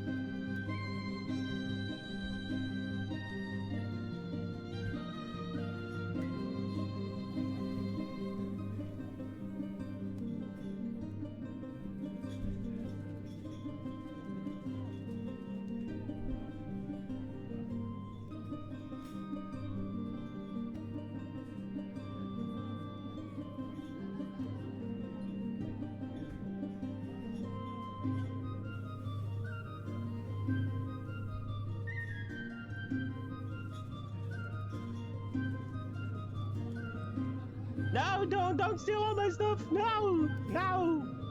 I'm back. Let me see. Forgive me, forgive me. Forgive me? No, forgive you. Fuck you there. I'm back, welcome back. Oh man. Thankfully it was just damage. I don't. But yeah.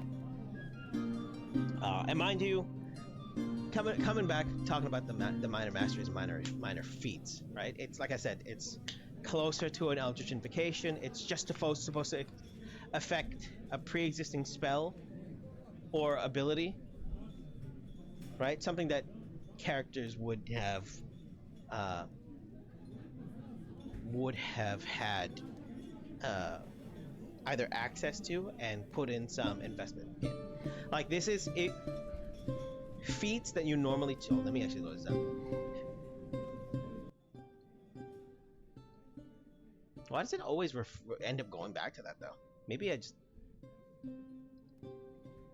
Let me see. Hold on.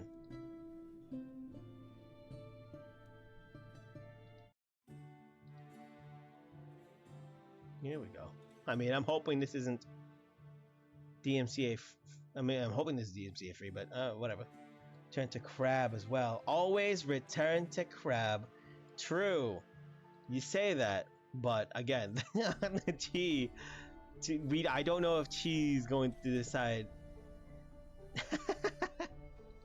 I don't know what kind of animal or ice puppet Chi is going to decide for Tempest. She even already said maybe a crab. Yeah, I miss my wife, Tomato. I miss her a lot. No. But yeah, hey Stratos, I'm talking about, you know, it's funny because I was explaining Arizal as a DMPC and how he's like, yeah, he's the most powerful he's now the second most powerful character in the party's company, but he's not there even as a DMPC. He's not there to overshadow anyone's abilities. He's actually hardly there to show any ability aside from what he wants to do. And it's just that he's just there to showcase what is possible to the players should they choose to invest more into like their character's abilities. And what I was about to say is that like what Arizal could do with the minor mastery feat thing, this is not, even if I got the idea from Corvo's thing, it's not the first time I've seen it. It's not the first time that it has been done. It's not an original idea either. It's just something you can do in the game, and at the same time, I'll be back. Oh yeah, but it's at the same time, like, it's within rules. Like you read the dungeon master, it's partly me kind of reminding the players as a player who would have wanted to gotten to do this kind of thing in my own campaigns, like as a player, being at the head of the table as a DM and kind of showing the players or even reminding players this is what's possible within the game. This is not something I'm creating new just to break the game. It's within the game's rules. If you literally just read the Dungeon Master's Guide, or I think it might even be in the player's handbook, you can create new spells, you can create new magic items, you can create new abilities and feats. You just have to work with either the player or the DM who is willing to, help make these things work. And if you want to try to find a balance, sure.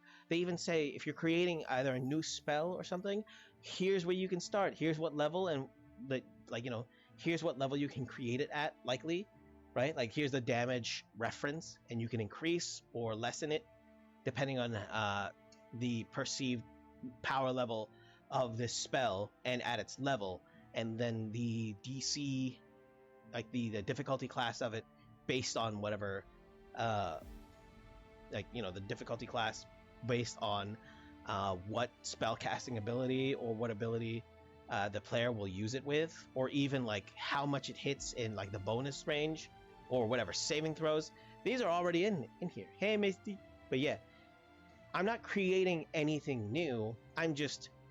It's just me because I was reminded by someone else that it exists, introducing it to my players if they ever want to do it, right? Like half the time you hear stories of like, oh, okay, the artificer is going to create a nuke, or the wizard is going to create a magic item that is a nuke, or the players are going to create the commoner railgun, where an action takes 6 seconds. So if you line up all of these, if you line up all the people within a place, line up as many people as possible, and at 6 seconds they can launch someone, or like launch a rock to each other, like passing it forward over and over, and within 6 seconds you've basically created a railgun. Because players love to break shit, right? But this is, you are creatively recycling, essentially, yes, right? It's like I'm just taking it and then using it as per my interpretation of the ruling that is actually given. Nut. Hey, Sweet Cola. How you doing? Thank you for the nutting. Dude. But yeah, like what I'm making here, especially with Arrow's thing, is not even game. Like I said, it's not game breaking as much as creating a fucking nuke, or putting a glyph of warding into a book for every page and causing an explosion, or creating the cursed item that, what's it called, absorbs what would have been the damage of whatever magic spell was aimed at someone, and not telling the player that it's cursed, that if they take, as soon as they take off the magic item,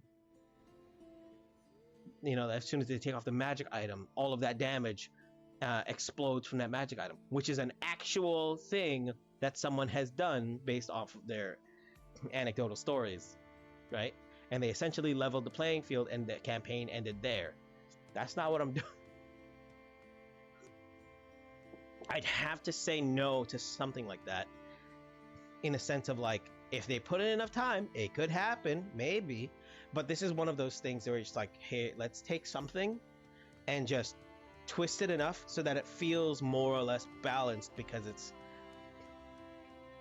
just like, in here, you're literally just creating something that is of permanence because you have sentimental value, and then summoning a creature with no concentration and also without a spell, but acts as normal as a spell, and then you still have to earn your way through the levels to get more powerful, to get a more powerful version of it, in which case that's if you even use that spell any more than you would, right?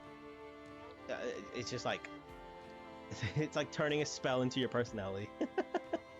But yeah, though, to be fair, sometimes you don't know you made something game breaking until it's too late. Look at Gail's RPG firing a tiny hut. Yeah, like I said, after you hand it, after you hand it to the players, it's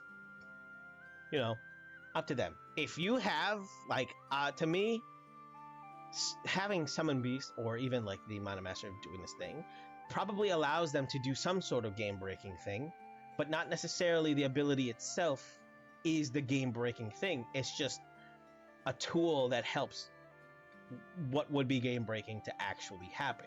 If you had it be like, okay, deliver, I don't have to worry about concentration, deliver a bomb. Sure, that's, if you had a bomb in D&D, sure, that could happen. But that's not this spell or ability's fault. It's something you probably could have done with hiring. You probably could have done the same thing with hiring someone else. It just takes away the guilt of renting a horse. I mean, it's not nothing. None of it is real. They probably won't have guilt unless you as the DM manage to play on their emotions. In which case, absolutely play on their emotions. Because if they're gonna try to break your game, and if so long as you're willing to let it happen, you also don't have to let them not feel the consequences. Some of the weight has to be there, because rip in peace, Colonel Mustard, the horse, if they send it. But yeah, the RPG with the tiny hut, that was cool. Oh, yeah, that was sick. But yeah, like create like they'll have their creative uses, right? But it's not like you'd still have to work with them in terms of like intention. But yeah, uh, kind of finally going back after an hour with of not of of going a full tangent outside of the campaign. We go back to uh, the DNPC. His state again was just to show off uh, the possibility that they can take a spell that they care enough about or any abilities and then twist it, creating something seemingly new, right? That way they can invest emotions, not emotions, they can invest time, maybe emotions and sentiment to making their character wholly unique to this campaign. Even if they were to bring this character into a new campaign, either it gets approved by that DM or they don't get the experience with this character. Like, they'll never get the same experience in this character as they would in another campaign. But even more so, they won't get the same abilities, and they have to kind of make do with what they got, right? Man, this music got louder than I remember. Hold on, it's blocking out my entire thought. I can't. It's a nice song, but I can't think. Here we go. Watch it get louder because I can't. There we go. But yeah, how he acts in the game, he's again he's just there to help Chi bounce off of someone if she needs someone to have a natural conversation with, right? And yet she already has done that a little bit, and she's already fairly integrated more and more with the other players. So he can stay back more and more and become more as a character that's in her backstory. And but to show that he's kind of being alive, he literally just wants to make an onsen. Like, he just wants to make the equivalent of, like, you know, those Japanese hot spring baths, right? And because it's winter and, like, you know, they're cold, and one of them has a decanter of water, so he's gonna ask Tempest to be like, hey, can I get your help in filling this tub? And at the same time, it's just like, okay, I want to show off a character that, like, no matter how powerful they get, they can always just be a little bit goofy. And so they haven't realized yet that he uses alter self to become, like, to kind of take advantage of his bloodline as a half dragon. Although mechanically, water genasi, draconic sorcerer, put them together and you got a sea serpent, sea serpent water dragon, half breed, right, on his dad's side. But he's using it to essentially like how a werewolf or lycan shifts into like their werewolf form, like their full wolf form. He's using it to shift closer to his dragon form, and he's just quite. You think he'd do it to be powerful? No, he's using it to dig a hole. And I realized that the only two males in the entire, like, that were left in the party aside from Orin, right, is just doing what a bunch of guys do whenever they go to the beach, which is dig a hole, fill it with water. And I was just like, that's so goofy and absolutely what I would do, especially considering I've done that in real life. Just go to the beach, grab a shovel, use your hands, dig a hole, dig it right near the water. That way when the water comes in, it fills whole. And which, so, you know, we were having fun with treating this as like a beach day, and then all the drama happened with the reveal of Io actually being a reincarnated dragon, as well as Orin being the reincarnated dragon she killed, and they just have no idea that they're why that they're reincarnated. They just know here they are, instead of killing each other, talking, except instead of her killing him this time, it's him trying to get revenge. And the session ended with with Orin's mentor stopping him. Orin, the brass dragonborn, stopping him, like his mentor stopping him from killing off the player's character, Gale's character, Io, the small blue kobold, because they don't know uh, why they're alive once more. Calliope knows, and I will be exploring that within the next session. However, which way it happens, if we lose Io as a party member and then Gale creates a new character, while either Io gets killed, like executed, or even exiled, or goes onto her own solo adventure, we don't know. We'll find out. And then Hibiki will also have to go on her own journey, in which case I already told her she's not leaving alone. Like one or more of the NPCs will be joining her on her journey. In this case, there might be more than one. We don't know. We'll see how that goes, because like I said in the beginning, even though I have all of this information and I have all these plans, none of them are cemented. How they actually, like, it's Schrodinger's cat, right? Like, until the players themselves make their moves, it's just information of being me, like, okay, here's what I could see happening, here's what I could see most likely happening, but depending on what the players do, it either happens that way or it doesn't. And if it doesn't happen that way, I'll adapt. I have other plans, you know. I have contingencies. No, but that's also the fun of a sandbox, narrative sandbox, right? Like, even like out of game, they've been playing for months, and in game, it's only been like almost 2 weeks since they started this adventure, and they're just trying to look for their buddy Gundren, who got kidnapped recently by a bunch of goblins, and he's somewhere out there now being like, you've just thrown me into the cell, my friends will find you, because I'm about to pay them to do so, but also they'll find you, they know, like, we're best friends, we've gotten to know each other, they're gonna look for me, trust me, right? Because it's literally been barely a week since he's been taken. But whether or not they remember, when they'll remember that they're looking for him, it's just like, yeah.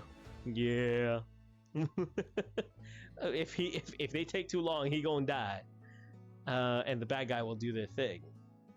And if they remember, then oopie doopie, we'll see what state he's in. That's part of the fun.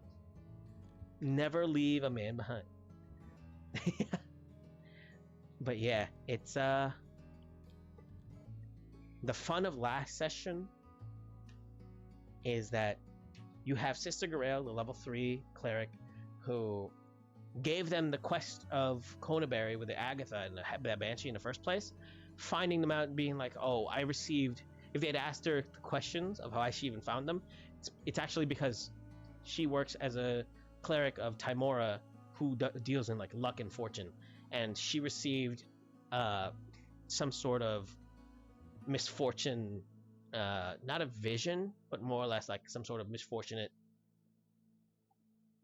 I forgot what it's called, like the same way as like Ink did, right? Because Ink uses her tarot cards and she got bad vibes. It's kind of like that, a premonition, there you go. And she was just like, well, I need to go. Managed to meet Orin and Ink along the way, and she was just like, all right, take me to everybody else, please. Ended up joining each other, found the party in the night, in the middle of the night, already captured, like already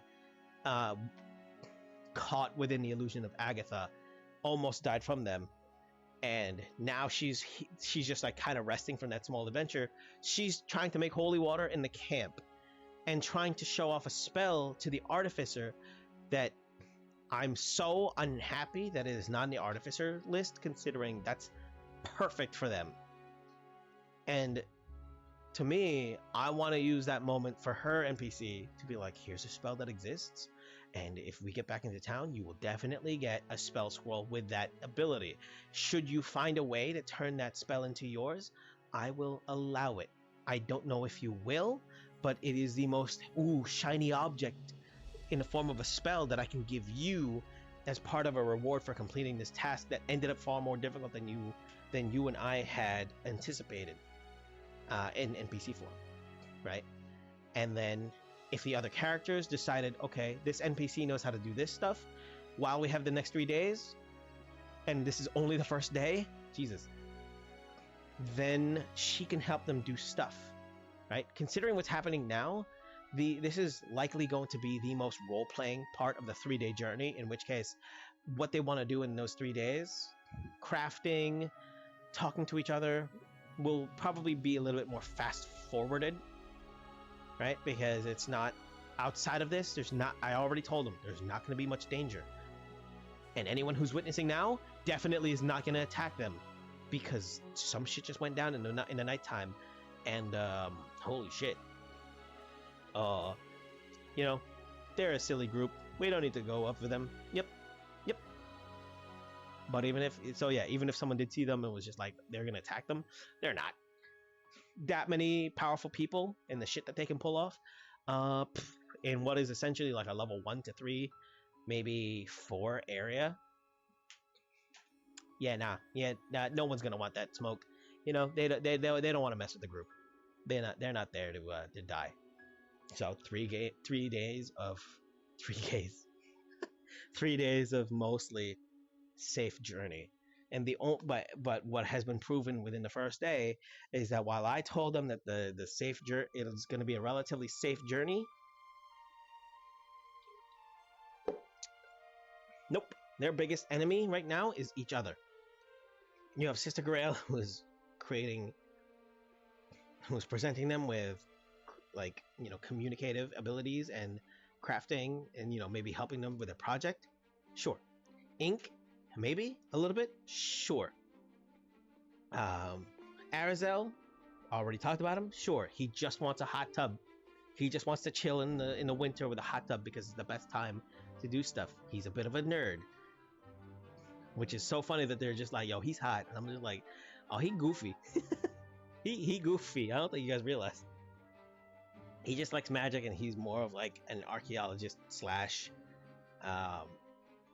treasure hunter. Well, he has worked in the life of a pirate, right, under the Silver Raven, but he's closer to like a treasure hunter slash archaeologist. Things that he finds that people hire him for, he actually tends to either, if he's hired for it to seek out a treasure for like he mainly accepts quests from historians and museums, because they will pay pretty money, but also he just appreciates magic and would like to see other people appreciate them too. So that's the perfect place. That's just his own story that I created as a DM. I was just like, hey, let's give him some traits, and I have fun. And then you have the players, who 3 of them, Team Yuri, freaking Team Yuri. You have Tempest, Metra, and Hibiki, who realized Tempest was hired by Metra's mom to find information on where her daughter is, who ran away from Baldur's Gate. She supposedly was still in Baldur's Gate at the time, but ended up following a lead that she was actually gone from Baldur's Gate, and now she met up with them here. And at the same time also met up with Hibiki's siblings on the ship that had rescued their siblings. But their siblings went on their own journey, trusting that their sister is also making efforts to do her own thing to search for the others. And so they gave Tempest the message of like, hey, we're fine. We're going south. We're going to try to cover more ground, because even though, like, if you happen to meet our sister, just let her know we're out searching for the others as well, and that you don't need to worry about us because we've learned some stuff. In which case, Hibiki now knows, and is reason for Arson, the player, to find an exit in the campaign right now, because she is, she won't be able to play with us for a good while. And so part-time player, probably cameos, and also like short adventure joining, but not really a permanent player. And then I have to kind of fill that gap a little bit, right? Because originally it was supposed to become like a 5, maybe 6 player. 6 players like as a guest, or if Satan's schedule like finally clears up and we can have our character get introduced, we'll find out. But In this case, you have that. They were doing a thing, they were conversing, kind of worked it out, and realized, okay, I can trust you for now to keep me safe, to keep each other safe. You're not, if you try to bring me home, I will kick and scream and I will fight you for my freedom. That's Metra. And Tempest is just like, all right, yeah, I'm gonna try to keep you alive so that because I made a deal with your mom and because she helped me do her thing, like do a thing that I'm going on. And then Hibiki being like, I gotta leave. Oh, thank you for the hydrant.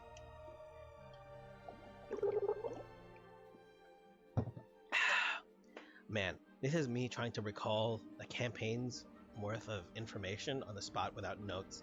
Jesus Christ. And also trying to remember last session alone. Then you have Arazel and you have Arazel, Sister Grail, and Ink back at camp, who were trying to make the hot tub, and he's just helping to kind of keep it safe. The horse is fine. The rabbits are gone. You know, they're back into nature. Vorica is still at the Stonehill Inn, kind of having fun with the kids. They're taking care of Vorica. She's kind of becoming a town mascot. So it's going to be sad when if and when Io comes back to town and then takes her back into the journey, right? Because, oh boy, I'm gonna, even though it's been a few days only, closer to like half a week, in my brain, Vorica is much smart. I mean, Vorica the pig, because pigs are fairly intelligent in their own right? Like Vorica can relate more to the kids because while she herself is a young, is a bigger piglet, not really a piglet anymore, but like a young pig but maturing, she's pretty big. She herself is getting attached to the kids and the parents, but like mostly to the little troop of kids that Io had kind of turned into like a small group herself for both information and being like, okay, you guys kind of remind me of like the kobolds. Let's do a thing because we're all small and people underestimate the small. So screw it. And I was like, yeah, that's cool. Listening to this while working is 10 out of 10. Thank you. But yeah, so that's happening there with the pig. And Erebus and Arazel again working on the hot spring hot tub. He's using prestidigitation to heat up the water. Right? It's not a lot of water yet, so he's probably gonna ask for Tempest to use her decanter to be like, hey, I need your help. Can you help me fill this tub, please? At least that was the case that was supposed to happen, to be more of like a relaxing downtime part of the adventure. Let the story breathe. You guys just finished the Banshee arc. You're out of danger. I'm not going to ask you to fight the owlbear you rescued, but you will get to meet the owlbear that you rescued and its cub and see that you had not only given it a chance to live its life, but they get to have fun in the wintertime, not just hunting for food, but that they get to enjoy their life as creatures that you have saved. Right? And so this Tribor Trail is also now becoming a little bit more safe because they don't have to worry about the trolls that are, what's it called? Not trolls, these ogres that were hunting outside of their own area, right? Like, it's sad to say that they're not necessarily, they're neutral creatures. They were out hunting, but at the same time, these ogres knew what was happening. They know that they're creatures of the wild, intelligent to understand that, yeah, we're hunting. If anyone hunts us down, then so be it. We have these wolves that help us hunt, but if someone also takes them down, all right? Right? Like, no hard feelings. GG. I love you. Pay's over. Right? And, oh man. It's so weird for me as a DM to take any NPC that should otherwise be a mob, and then the improviser, like the part of me that loves improv, keeps trying to find ways to be like, okay, let's give whatever creature is here, like let's give them just like 3 details to give them, like 3 to 5 details to give them a little bit of life, right? That way they're not just like, oh, random mobs, random encounters here in the game. No. These are creatures that exist in the world. Even if you're rolling on a table and rolling to be like, whoa, what creatures might you come up with in this area? These creatures have goals. These creatures have combat patterns, and like, you know, they have behaviors that let you feel that they're not just things, which is so funny, and it hurts me that I have to like it hurts me as a DM to be like, oh, I don't want to see any of these players feel bad for not, or feel useless, right? Because Metra does not have a lot of long range abilities. She only has the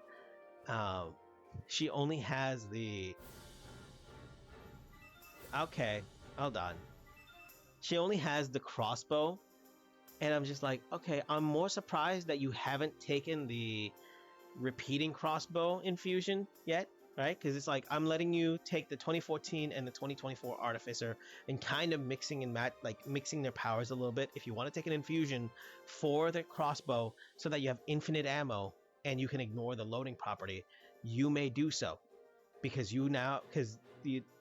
okay, wait, let me actually reminder of this.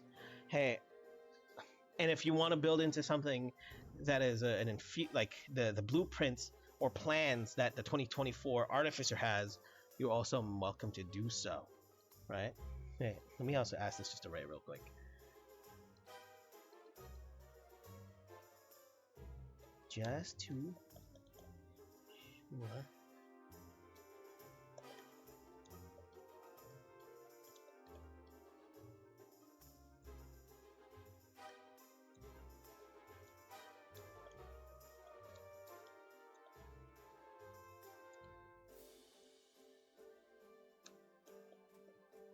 Repeating shot infusion.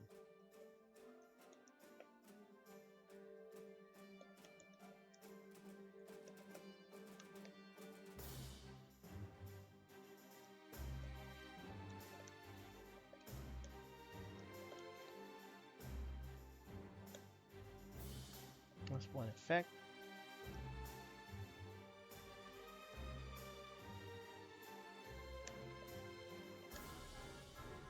Jesus Christ.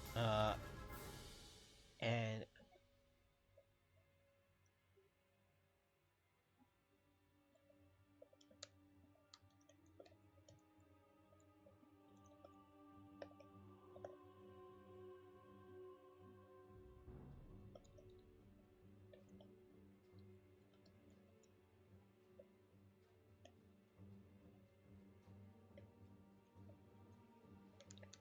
sort of mix between the two. Okay, there we go. Because right now, Ray, who plays Metra, to kind of cover her lack of... She was kind of smart for this one, for realizing, because I've told her that she can have like her Steel Defender use an object or attune to an object. She, instead of having her character herself use her Warlock Tarot card, her Warlock Wild Tarot card to launch like heavy damage dealing spheres. Instead, she asked me, okay, can I have my Steel Defender use it now instead? But would that count as my bonus action to use it, or would it count as like a bonus action somehow for my Steel Defender, who normally doesn't have a bonus action? To which I, as a DM, and as a DM, as a player, I didn't just allow it, right? I actually definitely had to think about it, and I realized, okay, this is a card that takes an action for initial use. However, it's not that it the ability of it uses a bonus action after it grants the ability to have a bonus action. And in which case, normally you use you use the um, what is that? Normally, you use the ability for um, an artificer for like the bonus action to command your steel defender to have to use this action, usually an attack. And you would normally think, okay, this is a very powerful ability to allow a bonus action for a steel defender because it's a heavy dealing range attack, right? But just like just like everyone's tarot card that everyone got at level 5, because that was their my gift to them for leveling up. Uh, these these slots have a 5-day cooldown, so if they use up both of their slots to use those abilities, in this case the long range attacks, one, it only lasts for a short or long rest. So if she doesn't use up all of the orbs, all 6 orbs for the eldritch, the eldritch attack, all right, so then she just loses the orbs within a short rest, right? Like, she has to be smart when using them. And yet, if she uses both, then she has to wait the full 5 days, right? Like, the 5 days starting after the use of the first slot. So it's not like if they use the second slot somewhere within the 5 days, and if they manage to do it right, then they'll get the full slots back on the 5th day, after the 5th day anyway. So, but until then, the adventure happens long. Mind you, this is still, it took them 2 sessions to reach this nighttime point after what is close to like 2 to 3 encounters total, right? And only now are they finally reaching the nighttime to actually do their long rest. So even if it is somewhat powerful to have a steel defender have a bonus action, in which case at level 5 she has her attack, extra attack as a battlesmith, and then her bonus action to have her steel defender attack and use a bonus action, right? So that's like what, 4 attacks in total. The strongest attack she has is an eldritch orb that she'd have to use very sparingly within a span of 5 days. There's no telling when she gets to use it or when it goes to waste. And even in the normal, you get the 3 attacks as like, attack, extra attack, and force empowered rend with her steel defender. She's playing the very same class I've played in for 4 years. In my first D&D, what's it called? In my first D&D campaign, like official D&D campaign, that actually takes place in this world and just a different alternate timeline. Like, so I'm fairly intimate in my knowledge of how her class works. So I was just like, all right, it's actually not that powerful. You don't deal a lot of damage unless you create magic items to overcome your power, just like the power output, right? The lack of power output. One, it takes you time to create these objects, even if you're going in from the 2024 rulings. And 2, it's going to take you money. So money, time, and resources. By the time you become powerful enough to use said quote-unquote broken items, probably, you'll likely have earned the time to use them. Hell, you don't even, as an artificer, because it's a half-caster, you'll never reach, unless you somehow manage to get it, like the resources to overcome that lack of spell slots, right? The strongest spells you'll ever reach is 5th level. And the only times you'll get it, which is where I got it as an artificer from my campaign, I finally got it at like level 14 or 15, I forget. No, yeah, like, oh shit, actually, hold on, let me check. Because I was it level 12 to 14? My character is level 15 now, but that's when we went to, like, he's level 18 in this campaign as an NPC, but he's level 15 in our like true campaign where I'm playing him. Let me see. Boop. And he's as a level he's not level. He's using the 2014 abilities of an artificer, which is more than different than what Ray is using. It's like within the 2-year span of this campaign and his campaign going on, it's like, oh, you're into the new school stuff. Nice, nice, nice. Let me learn some stuff from you, and also let me show you stuff that I was able to do. So let's see this. When do you get 5th level? Oh shoot, I actually haven't gotten 5th level yet. I'm still I learned 4th level. Yeah, you're right. 17th level, where you normally learn 9th level spells, is where an artificer gains their 5th level spells. That's the strongest you'll ever have. You'll only have up to 2. Oh my god, you really only get up to 2 spell slots for that? Jesus Christ. But that's okay. And I'll tell you why in a little bit. Hold on. First, I want to see the other normal, like normal spellcaster abilities and how many slots they'll have from each. Jesus. Let me see. So you normally get your 9th level spells at 17th level thing, and then when you get your 5th level, what is the maximum amount of spell slots? So you get a maximum of 3 5th level spell slots at like yeah, it's a maximum 3 like spell slots, and you get that at 9th level.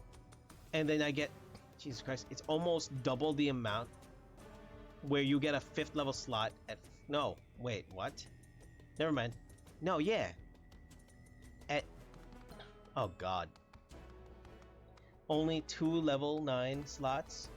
The horror. No, not 2 level 9 slots. 2 5th level slots when you would normally gain a 9th level slot.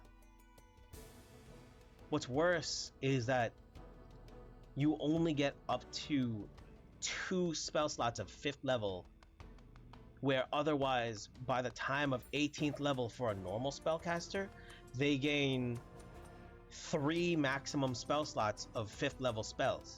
So not only are you never going to have the maximum level spells as a half-caster, in this case an artificer, you only get 2, you don't even get the maximum amount of castings of a 5th level slot.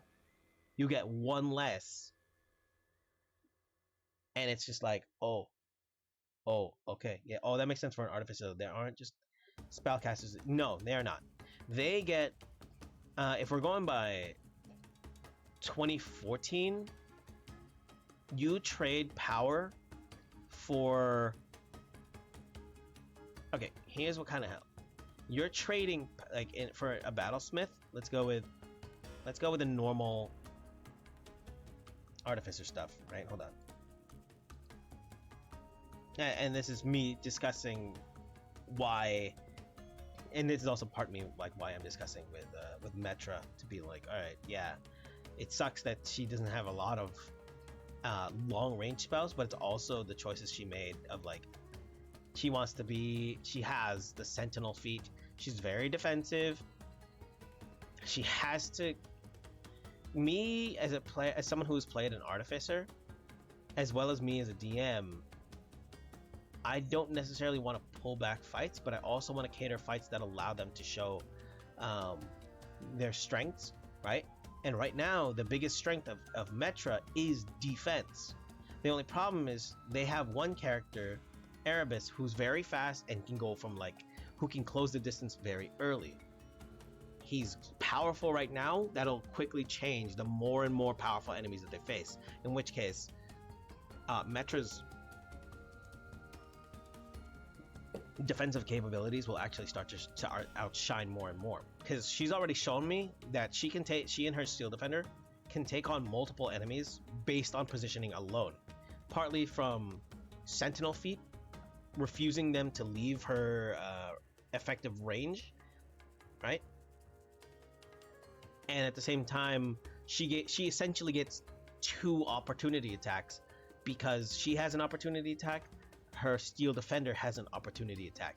So at any given point, she has more attack capability if she plays her cards right, but they're more geared towards defensive line, right? Because a battlesmith can be tankier, they can be more supportive, but they can all, if you know how, they can have the farthest reach within a party, and it's wild. But in this case, let's kind of go into the normal stuff.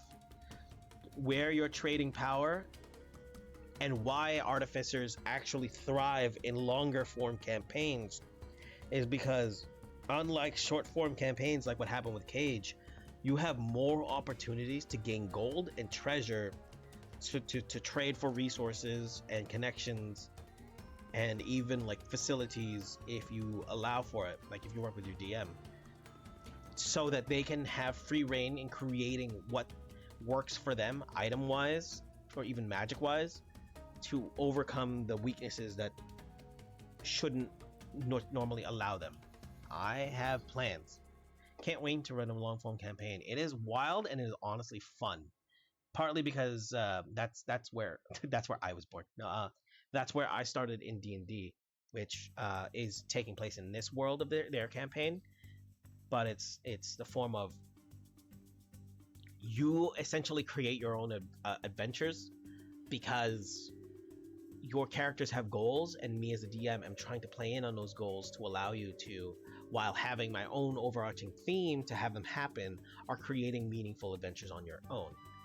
And in which case, right now, it's the character Io being like, yeah, so you guys kind of just figured out that I lied to Hibiki in the mind realm, where she was the first one to find out my true form is that of a dragon, and I essentially lied about being cursed, where it's not necessarily being cursed because I don't know the true reason, but I'm back to life.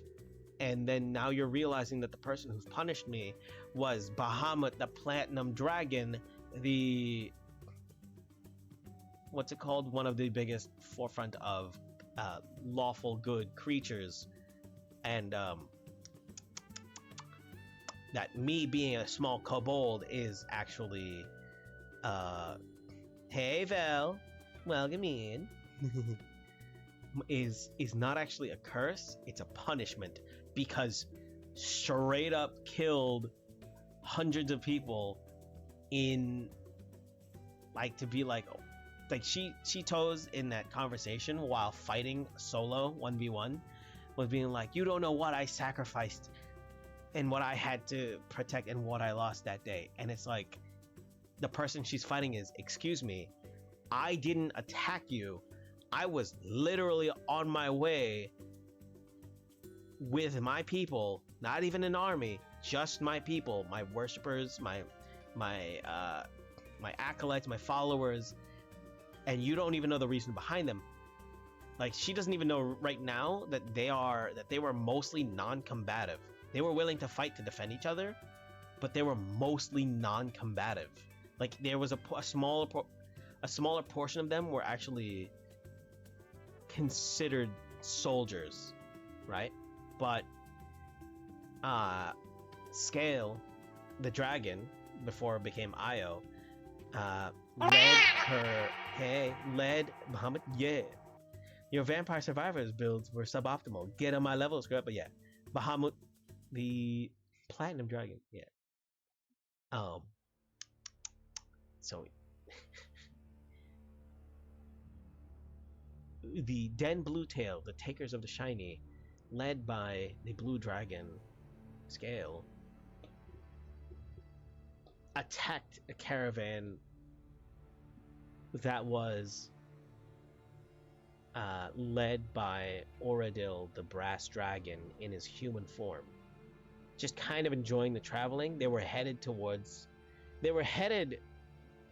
to visit someplace else, right? They had to travel through the desert for the shortest route, knowing that it was dangerous, but they were trying to like actually skirt the danger, but were found anyway, which is so funny considering how Io was just like, you heard the stories, you should have made a way around. And Orin, as Oradil remembers, like, yo, we did. You hunted us down. Heck you, mister. I was doing my best. But yeah, it's just like, they were hundreds of them, and her and her den of kobolds, who are now gone, aside from Shaman Steb and the new generation of kobolds who didn't get to see their glory days of power.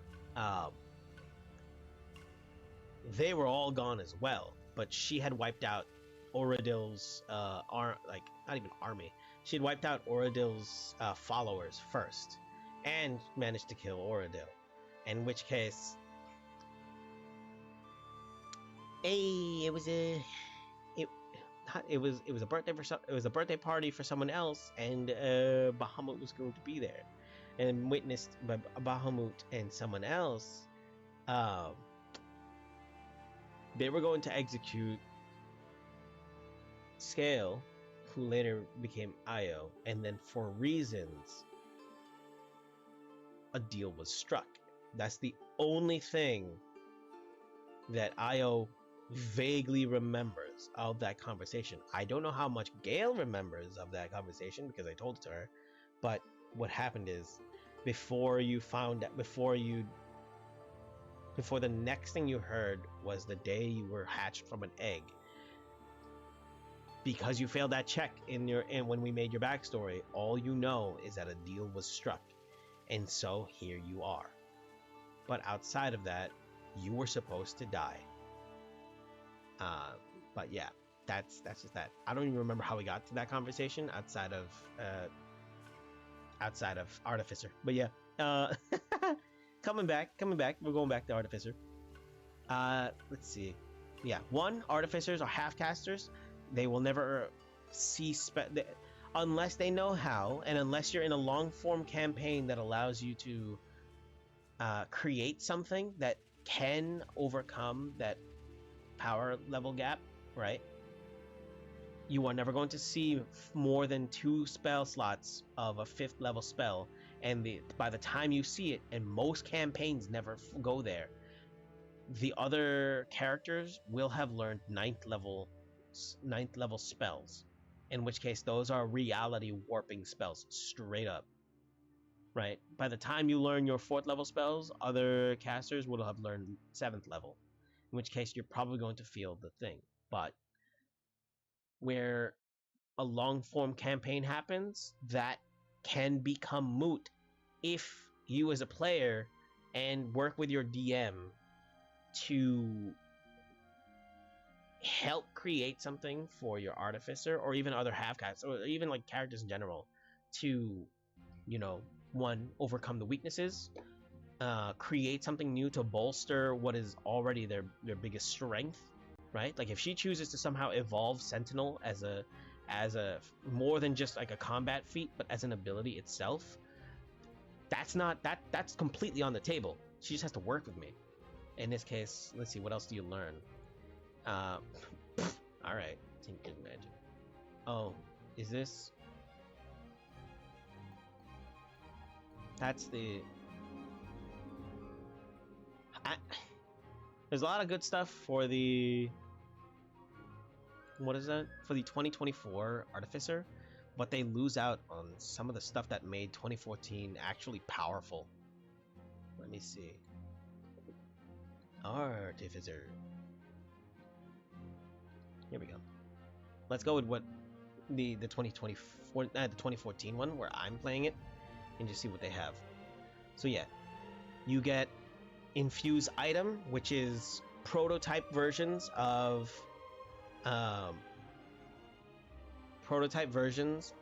magical items, which should you as a character and player decide, hey, I want permanent versions and the actual versions of these magical items, sure, that's already allowed. Hell, they even created for the 2014 books those as magical items, in which case I'm like, man, I like that you did that, but also I'm kind of disappointed that it takes that much of a hand holding to kind of let other people and artificers realize that you can create, that what you have as a character can creatively like connect the dot of, okay, this is a prototype, can I make an actual version of it in any way, shape, or form? Yeah, it's within the rules. Just want to hold hands regardless. Fair. Uh, let me see. In which case, this is my 2014 Artificer at his level 15. Yeah. You can probably tell I do not at all feel left behind because his inventory is the most colorful of the party. I even have an Afridi chainmail, which is he can use it. You see, chainmail legendary requires attunement. He can use it. It's just that he's not proficient in it. I forget if just yeah, he actually just doesn't use it because he's not proficient in it. If I had to track that many items, I'd simply give up. Sir, I have been tracking these items in that campaign for over 4 years. I remember what they do. Aside from like this one, it was just like because I didn't use it. It was just we happen to gain it.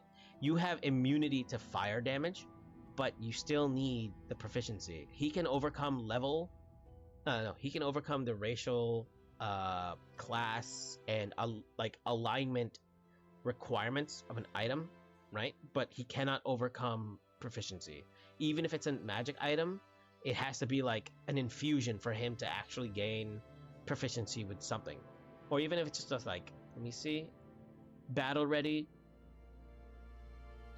It only works with nope, not right for the job. Battlesmith, battle ready. You gain proficiency with martial weapons when you attack with a magic weapon. It only works with magic weapons. It doesn't work with armor. So for him, he has a legendary item that he cannot use. This is something that he has and something that I know he has. If it becomes usable by one of the party members by the time they meet him, it's either going to be you need some sort of really heavy quest to use it, or you steal it and he'll fucking know, or you strike a deal with him. It's the only way the players would get their hands on this item. That's genuinely impressive, and I applaud you for making it. The first Sorlock is making me struggle with spell slots. Part of my first two characters being the most rule-heavy characters, a druid and an artificer, I managed to at least... The benefit of doing that is because I had to do like some of the homework to get to know the characters, right? And realize, okay, look at how many tools he has. The calligrapher's supplies, the jeweler's tools, the leather worker's tools, the smith's tools, thieves' tools, and tinker tools.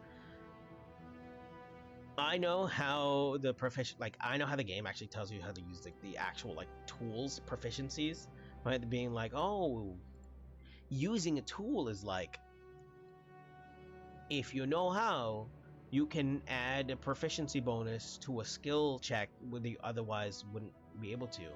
Yeah, or if your DM wants to stop wasting time of trying to figure out which is which, just create a tool check. In which case, additional skills. Oh wow, custom skills. Oh, look at that! Look at that! Oh, and you can do this even on pen and paper. Just write a new skill for yourself. What's the name? Frickin' Tinker Tools. Tinker's Tools. Does he have proficiency level? He has expertise because he's an artificer and he is at the level of gaining index. Not just the right tools for the job. He has that. And then it's just, okay, what stat? Intelligence stat. Yup, magical bonus? Not really. Misc bonus? No, not really. Thing? Notes? Whatever. Okay, remove. You go down here, you now have Tinker's Tools with the, and it's, holy shit, it's the highest bonus that he has. Where normally he has, like, say, he's trying to find out I'm too lazy to often say roll whatever you deem is best here. I can't, when I can't think of a skill there isn't so, which is so funny. Let me bring up Cage. This is me tangenting everywhere because it's late. I did the same thing for Cage, which is so funny that like you saw it too. It's just that like I made it just in case he ever got to use it, right? Cage is at level 10. He's much weak. See, like I did it for Cage. Artisan tools check with intelligence, artisan tools check with a wisdom, and artisan check with dexterity or strength. Right, that's how he went in. And in this case, for Emmett, like a Tinker's Tools, it was his best thing. He just gets a plus 15.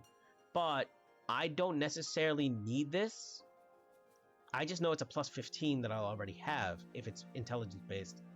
Actually, not even, because his proficiency bonus is already it. Like, if he's using intelligence, then it's plus 5 into a 15. But as an artificer, because he earned it from an adventure, and before I went on a 2-year break from him, he earned the all-purpose tool plus 3, which is quite literally an all-purpose tool. Dude, they nerfed this item with the manifold tool. Whoa, it turns into any artisan tools, and so long as you're using it or holding it, you become proficient in it.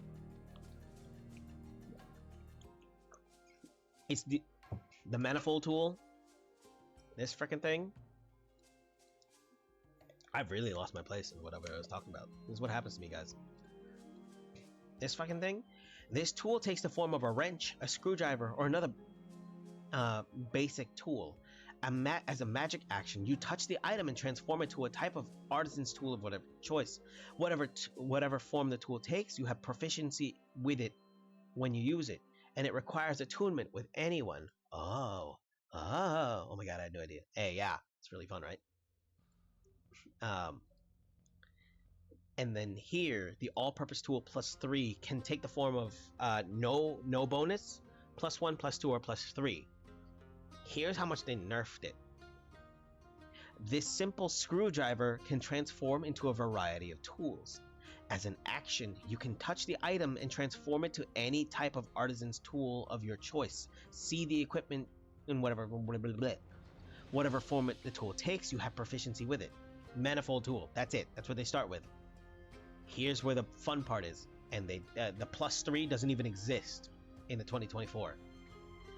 While holding this tool, you gain a plus 3 bonus to the spell attack rolls and saving throw DCs of your artificer spells.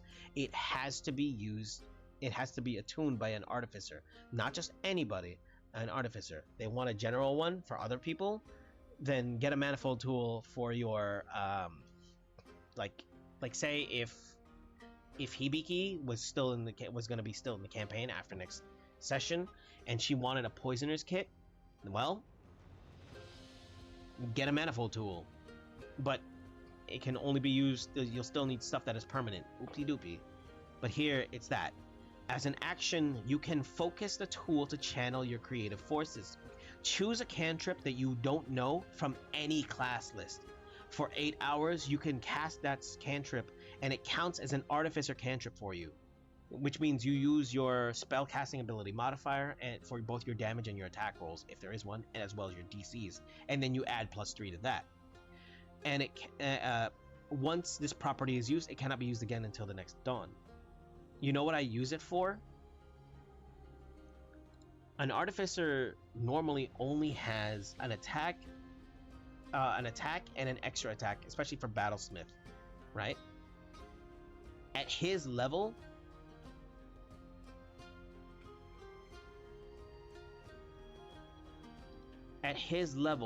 should he choose to, and I love doing so because he has gun. He's not just I definitely bought into the gun class, but it's more about like he actually started off with a hand crossbow, turned it, and then found a way to research to take his first firearm was a flintlock pistol he managed to take off of a sky pirate who attacked our airship, right? And then afterwards, by the time he gained Eldritch Eddy, I don't know what Eldritch Eddy is.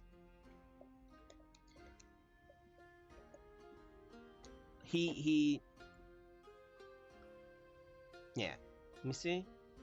You get 4 beams at level 17. He currently has 3 beams of Eldritch Blast. So if he manages to prepare Eldritch Blast for the day, or for the next 8 hours or so, knowing that there will be battle, he gains 3 shots per attack.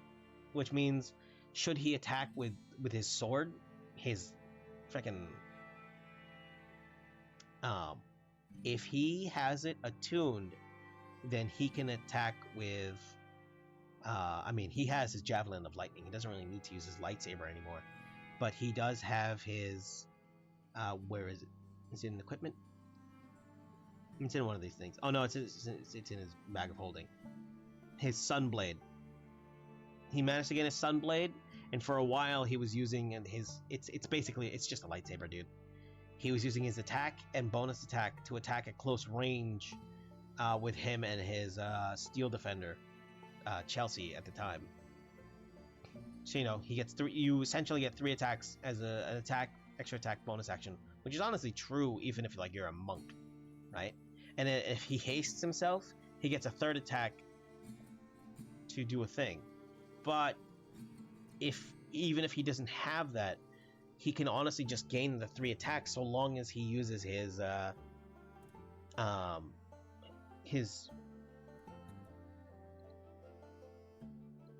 so long as he uses all-purpose tool to get the Eldritch Blast cantrip, in which case, you know, 3 attacks and then a bonus action.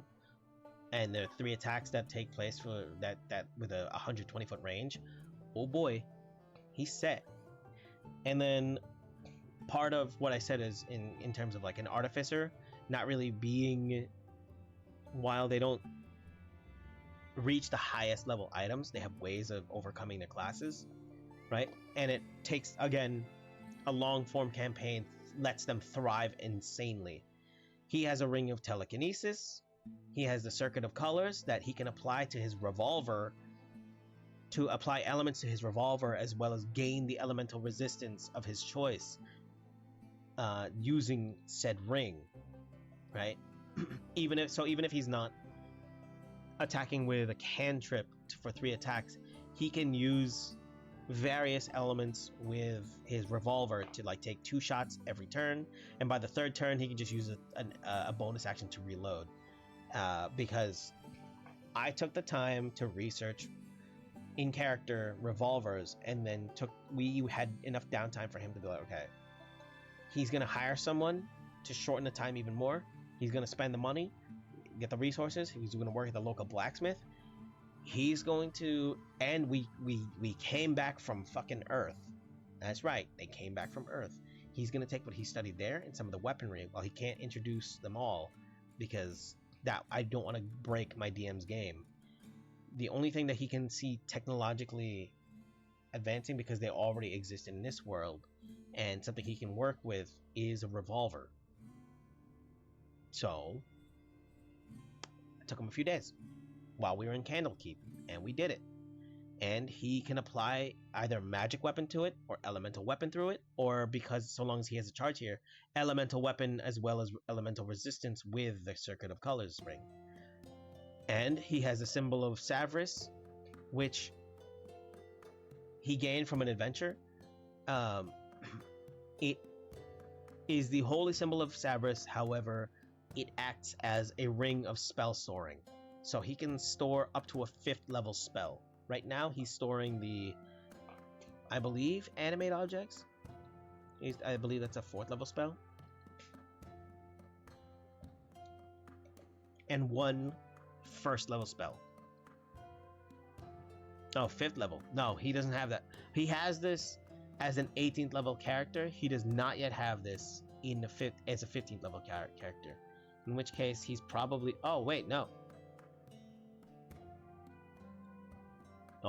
Oh, never mind. His only 5th level spell right now is telekinesis that he gets from the Ring of Spell Storing. I was gonna say I was confused. The only thing he uses it for right now is the most likely either Fabricate or Summon Construct. Because Summon Construct is the most likely he'll use it on, if not Tiny Servant, to have little... Not Tiny Servant. Yeah. Either that, Fire Shield, 1 of 3 spells. If not, then he's probably using it to, if he can, store haste. Haste and 1 casting of enlarge and reduce, probably, or cure wounds. Honestly, it's up to him. Here's how many spell slots he has. He has 4, 3, 7, so 10, and 12. Where a full spellcaster would have way more than this at 15th level. They'd have more than higher the spells that he has. It's kind of like, again, you would think that there is the power gap, but the truth is, so long as you know your character enough to to use whatever spells you have effective, that gap is just it's kind of moot, right? Like I don't really care if a character like Emmett himself, and I'll see how Ray handles Metra. Where Metra is a defensive character, right? She doesn't have a lot of long range. She like right now she doesn't have a lot of long range, in which case she'll have to overcome that weakness on her own. I can make some fights reasonably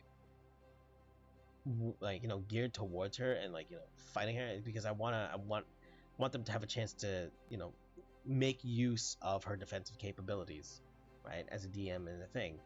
But at the same time, I have to make enemies intelligent, because if the enemies are just like, oh look, they're just beefy, well-armored characters, sometimes I can have that very occasionally, but at the same time it just becomes a war of it just becomes a battle of attrition, in which case the battles will become slog fests, and I don't need them to be that to make them feel dangerous. I can find other ways to make them feel dangerous. If I want to find ways to make battles make use of not just an artificer's capabilities for Ray, right? If I want to help them become more to attack them from more defensive, sure. But I also want chances for the players to have intelligent solutions, right? Like you want to affect the terrain, I might make a puzzle, like a puzzle battle combat that lets you use your wits to overcome an increasingly difficult battle that affects the Emmett. Oh, is there a character named Emmett in 14? Oh, is he smart? Does he talk like this? Hello, my name is Emmett Dundermeyer. But yeah, then I want that to allow, because I want each and everyone's classes to I want each and everyone's classes to actually showcase where their strengths are. In which case, right now, Metra's weakness is ranged attacks. We'll see how she overcomes that, because she has plans. He's my husband. That's so funny. But the difference between my artificer and Metra's artificer is where her artificer focuses on defensive capabilities like sentinel, sword attacks, using up run, like we both use our steel defender to kind of, and our own character and defensive and shields and stuff to force our opponents to use their attacks of opportunity, because where mine is, he has Metra's character actually has more armor class than he does. He doesn't necessarily hit, it's harder to hit. But part of why I think Metra also realizes too, is part of why he provokes an opportunity attack. One is to make an enemy use their reaction mechanically, and two, because of depending on how many creatures there are, being able to use your shield spell is crucial, right? Like being able to goad other people into attacking you is great, and if you can catch them in a tanking position as an artificer, forcing an attack of opportunity gives you the chance to use to have better control at using your shield spell, in which case for him his maximum is going to be 24 AC armor class, and then for Metra it'd be like 25, right? Even though she's fairly low level, much lower level, in which case direct all attacks to her, and if she plays that well, she becomes like very tanky, and that's just rewarding smart use. Where the difference is for him is she keeps her steel defender by her to keep her safe. I use my steel defender to extend my reach. I don't care that he might have a firearm he hardly uses his ranged attacks. He actually uses more of his melee attacks and pays attention to who needs a buff and who needs a healing, because I, as the player, know that, or at least realize much early on, that as an artificer I don't deal damage much. Artificers really don't deal that much damage, right? Like even attack, bonus attack, if they want to use what's it called, if you want to use a greatsword, awesome. You'll probably wear heavier armor if you can gain proficiency in it, right? Or you'll, what's it called, realize that you're actually better at dealing chip damage to help fortify all the other damage dealers do their own thing, right? Like any damage is good damage. Even if it's just like one more HP down, it's good because it threatens the enemy. Even like more than missing, if you know how to ensure your hits, great. And for him, it's he let go of the well, me as a player let go of the notion of dealing heavy damage, as opposed to supporting other players and their characters to be like, okay, they're clearly going to do much bigger damage. I'm going to capitalize on, if someone's weaker, help them clean them up. And if they are, even if they don't die, they will be convinced to take more defensive spots because the DM, one, wants to make them feel dangerous, and also has to be tactical about their own choices, right? And so as a mostly utility support class, it's not about dealing damage, it's about controlling the flow of battle, forcing the opponents to fall back unless they're dumb and they just like push forward no matter what, right, for cannon fodder. Then forcing their hand and running away, forcing a retreat, is much better than like forcing a retreat away from like a squishier party member is much better than simply killing them and hoping to a thing, because repositioning and finding a better and helping the other team member get to a better spot is much better, like overall. And at the same time, with your steel defender, so long as they're within, I believe, either 60 to 120 feet of you. Let me see. Oh, okay. Here, Chelsea. Chelsea has more armor class than he does. That's so funny.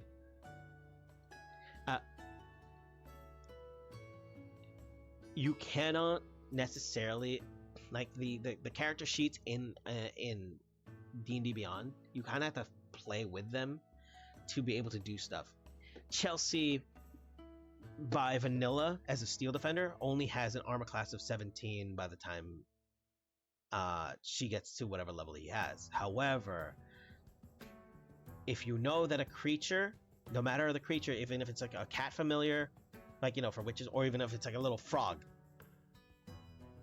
so long as you have a familiar or a beast companion or a little pet, right, pet companion, they can attune to items. They can also use objects and magic items so long as they have the capability to do so. In this case, it's a humanoid steel defender, much like Metra's steel defender, right? In this case, she's already done this. She has to have a shield. As a DM, it's not much of skin off my back for you to be like, yeah, it's no skin off my back to be like, okay, this steel defender, your steel defender will have the same proficiencies as you, because you're literally designing it. You have control over the intricacies of this creature. So a +1 shield, sure, it has 17 AC normally, and you create a +1 shield, or if you already had one and you give it to your steel defender, which what's it called?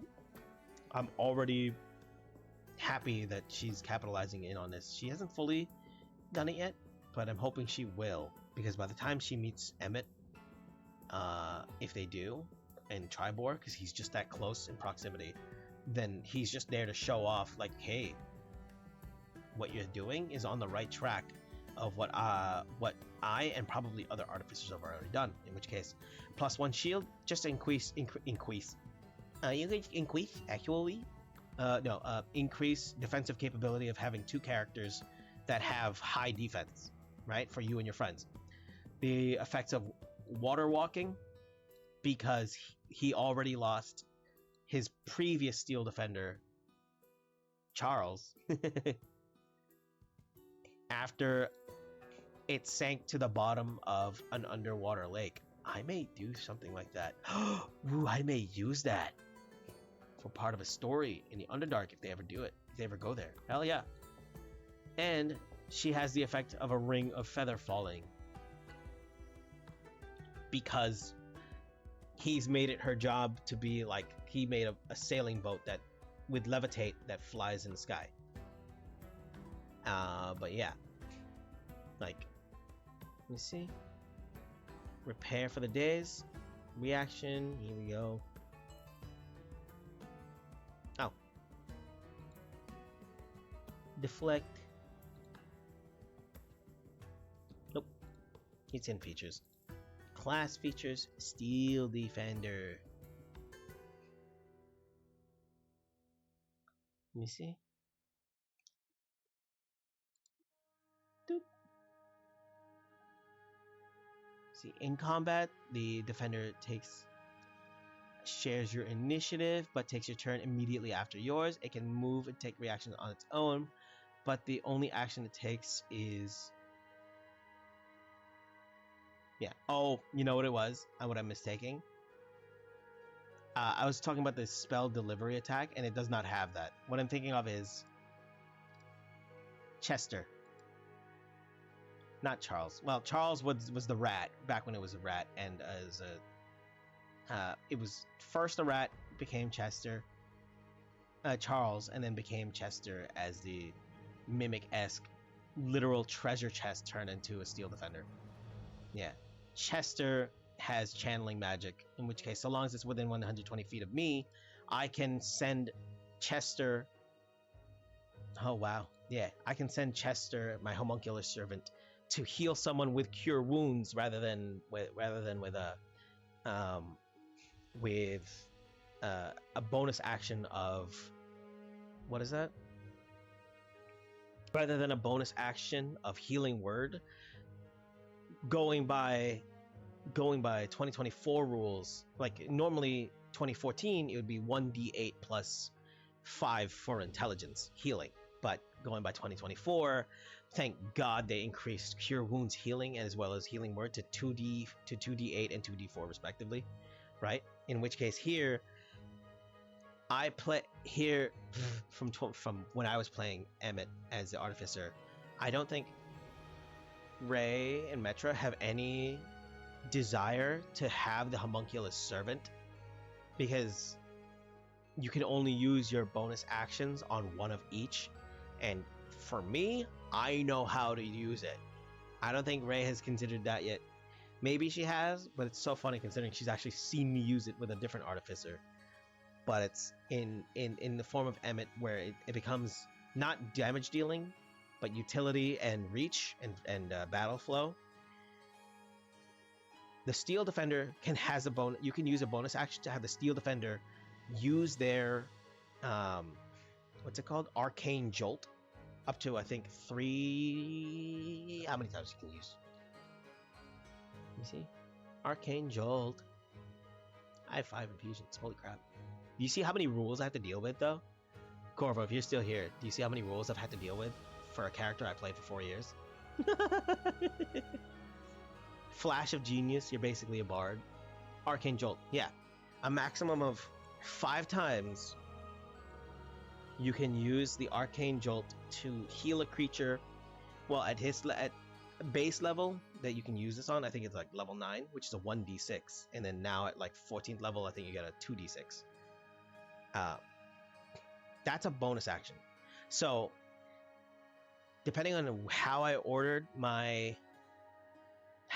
positioned my artificer, being Emmett, and then ordered both my Steel Defender to position near someone else, as well as my homunculus servant to position to a completely other place, somewhere within 120 feet. What I can potentially do is what's it called? If I don't attack, like here's two things I can do in one turn. After like just to try to set up, attack and extra attack, maybe 3 Eldritch Blasts with Emmett's action, right? Artificer action. If I happen to use it, in which case, his screwdriver will take the form of a gun because that's what he's used to. That's just his action from wherever he is, right? If he needs to attack someone close range, sure. If he wants to be at the back line, great. His Steel Defender will either stick with him or help use its reaction to deflect attack towards someone else who is squishy. I've had to do it before. And at the same time, maybe become a midpoint between him and someone else, because Arcane Jolt, I believe, is up to a creature you can see within 30 feet of the target. Yeah. Choose one. Yeah, choose one creature or object you can see. Oh, object? Really? Nice. Oh, that's funny. I've actually seen Retro use that. Okay. See, within 30 feet of the target, healing energy flows into the chosen recipient. Now,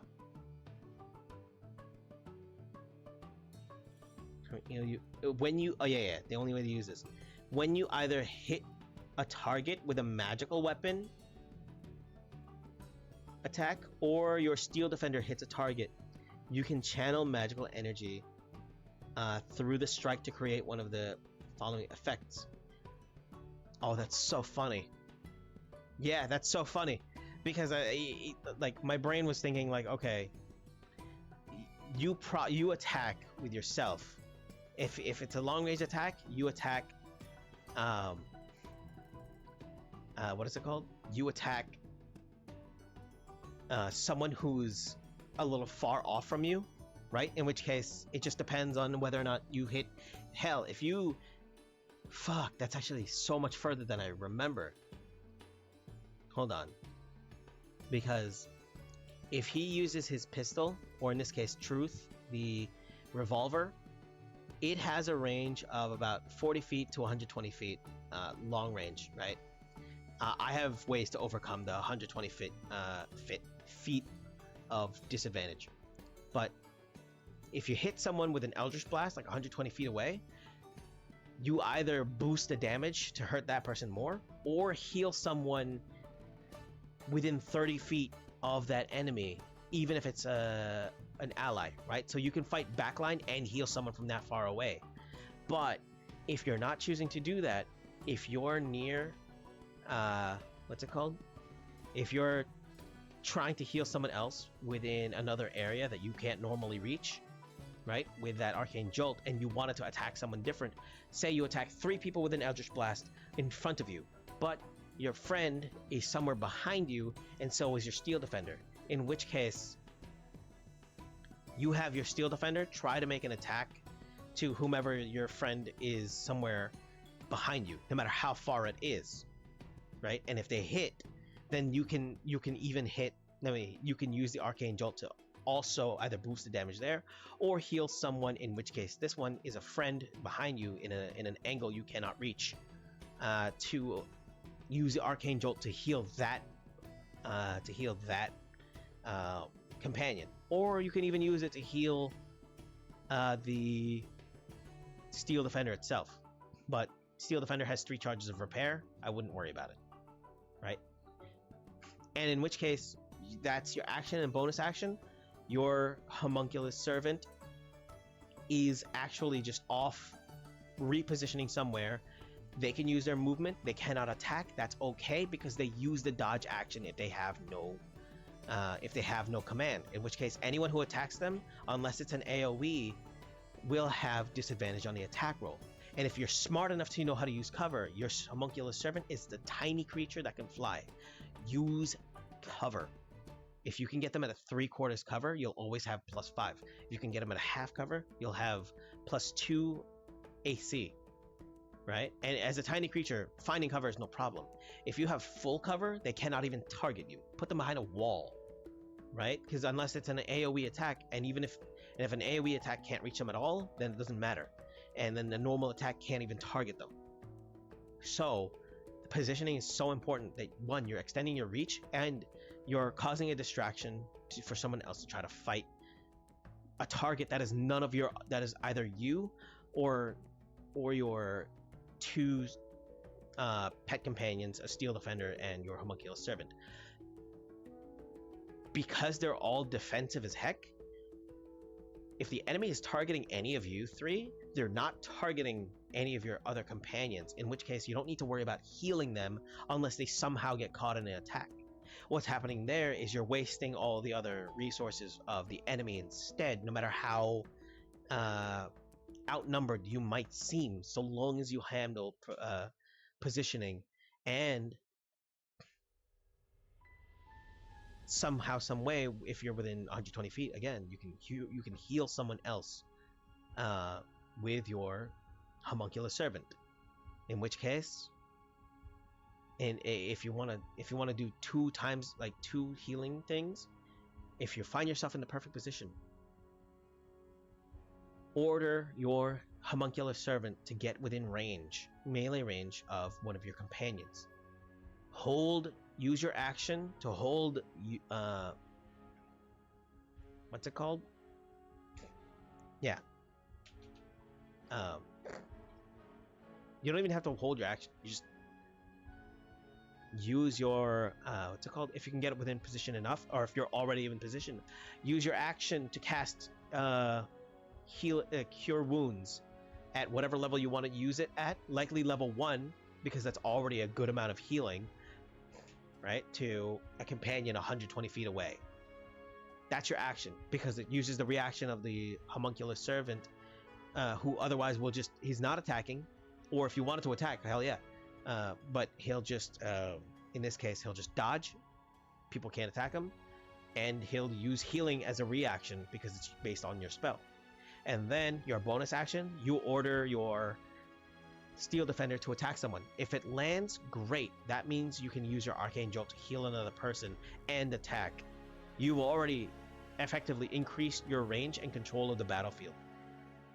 And your artificer, even if you yourself are not attacking that round, just like the steel defender and the homunculus servant, you are more than welcome to use your movement to find cover as well, where even normally I have 19, right? Say I manage 3/4 cover, great. Someone has an advantage to attack anyway, and they manage to hit like, in a scenario with a 3/4 cover as a maximum 24. Guess what? Shield, 29 AC right there, and you get to heal twice if you choose to do so, right? And at the same, like, hell, sometimes I use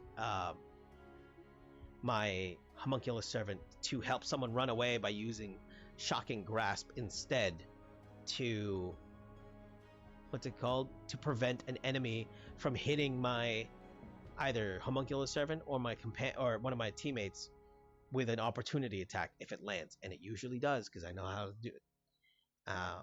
But the only things that would normally hurt my character are AoE attacks, and he survived odds.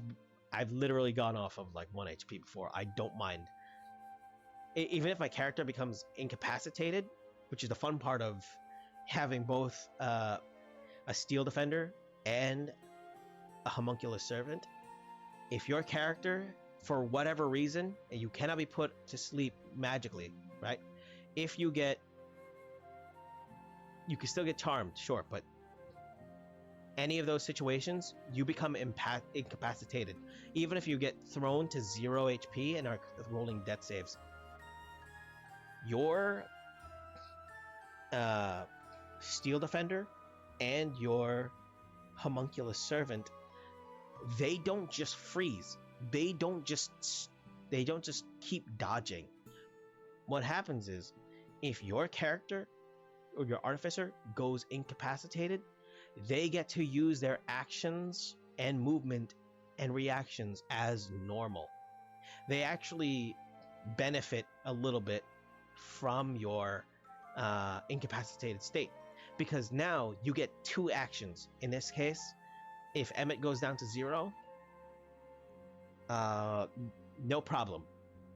If so long as both of them can get to Emmett, if the homuncular servant gets to Emmett first, it's going to do triage, in which case it's going to try to stabilize him so that he stops throwing death saves and it goes to 0 hit points, in which case he only needs to be healed. And followed up with that, so long as there is a target within range to attack, right? The Steel Defender is going to try to attack someone within range, and if they're within 30 feet of Emmett, then it's going to use Arcane Jolt to heal Emmett. Here's the kicker. By 11th level of an Artificer, even if it's 2024 or 2014, you get Spell Storing Item.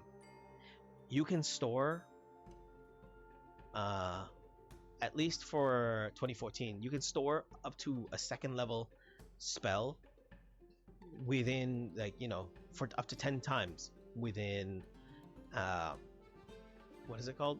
Within a spell storing item.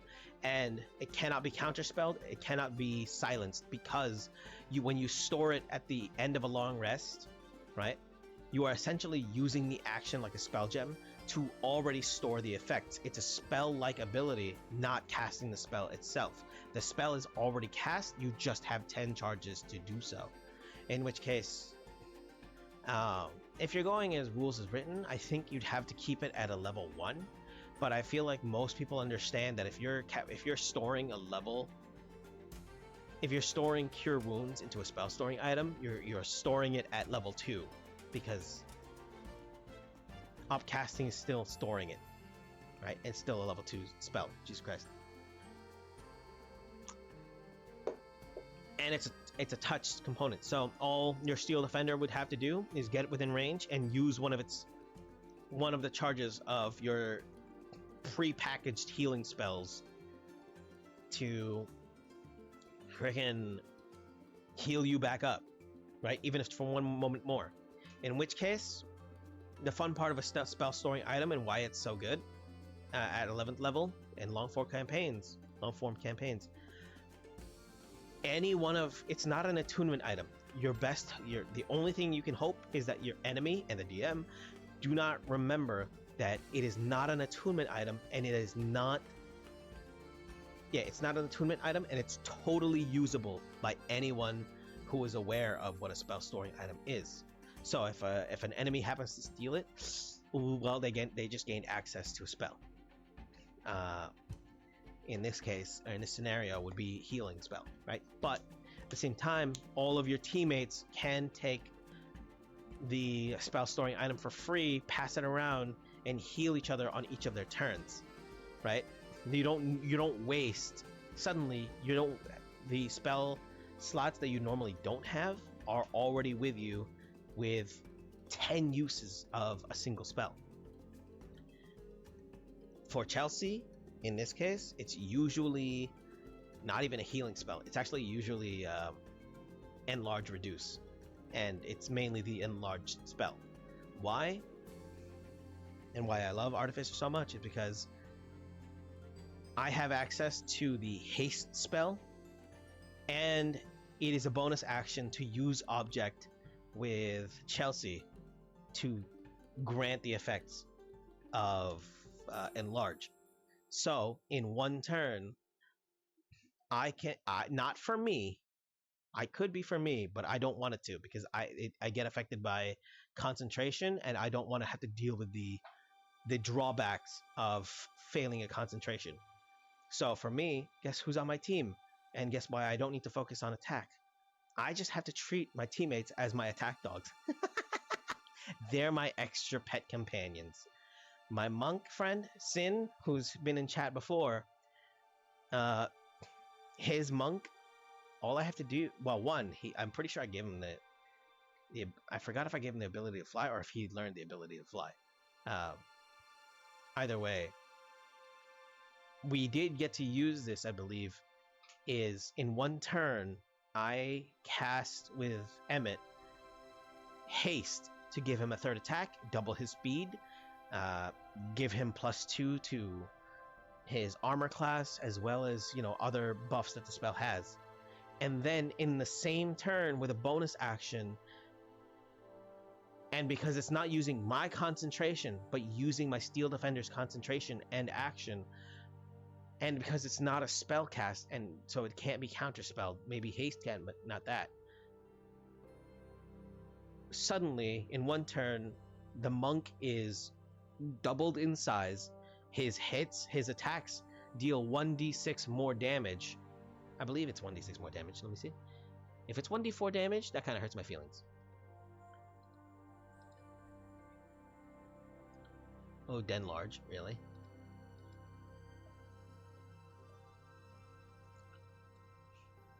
It should be 1d6, right? Oh, it is 1d4. Okay, that kind of hurts my feelings. But that's fine. Because a monk can do freaking attack. So,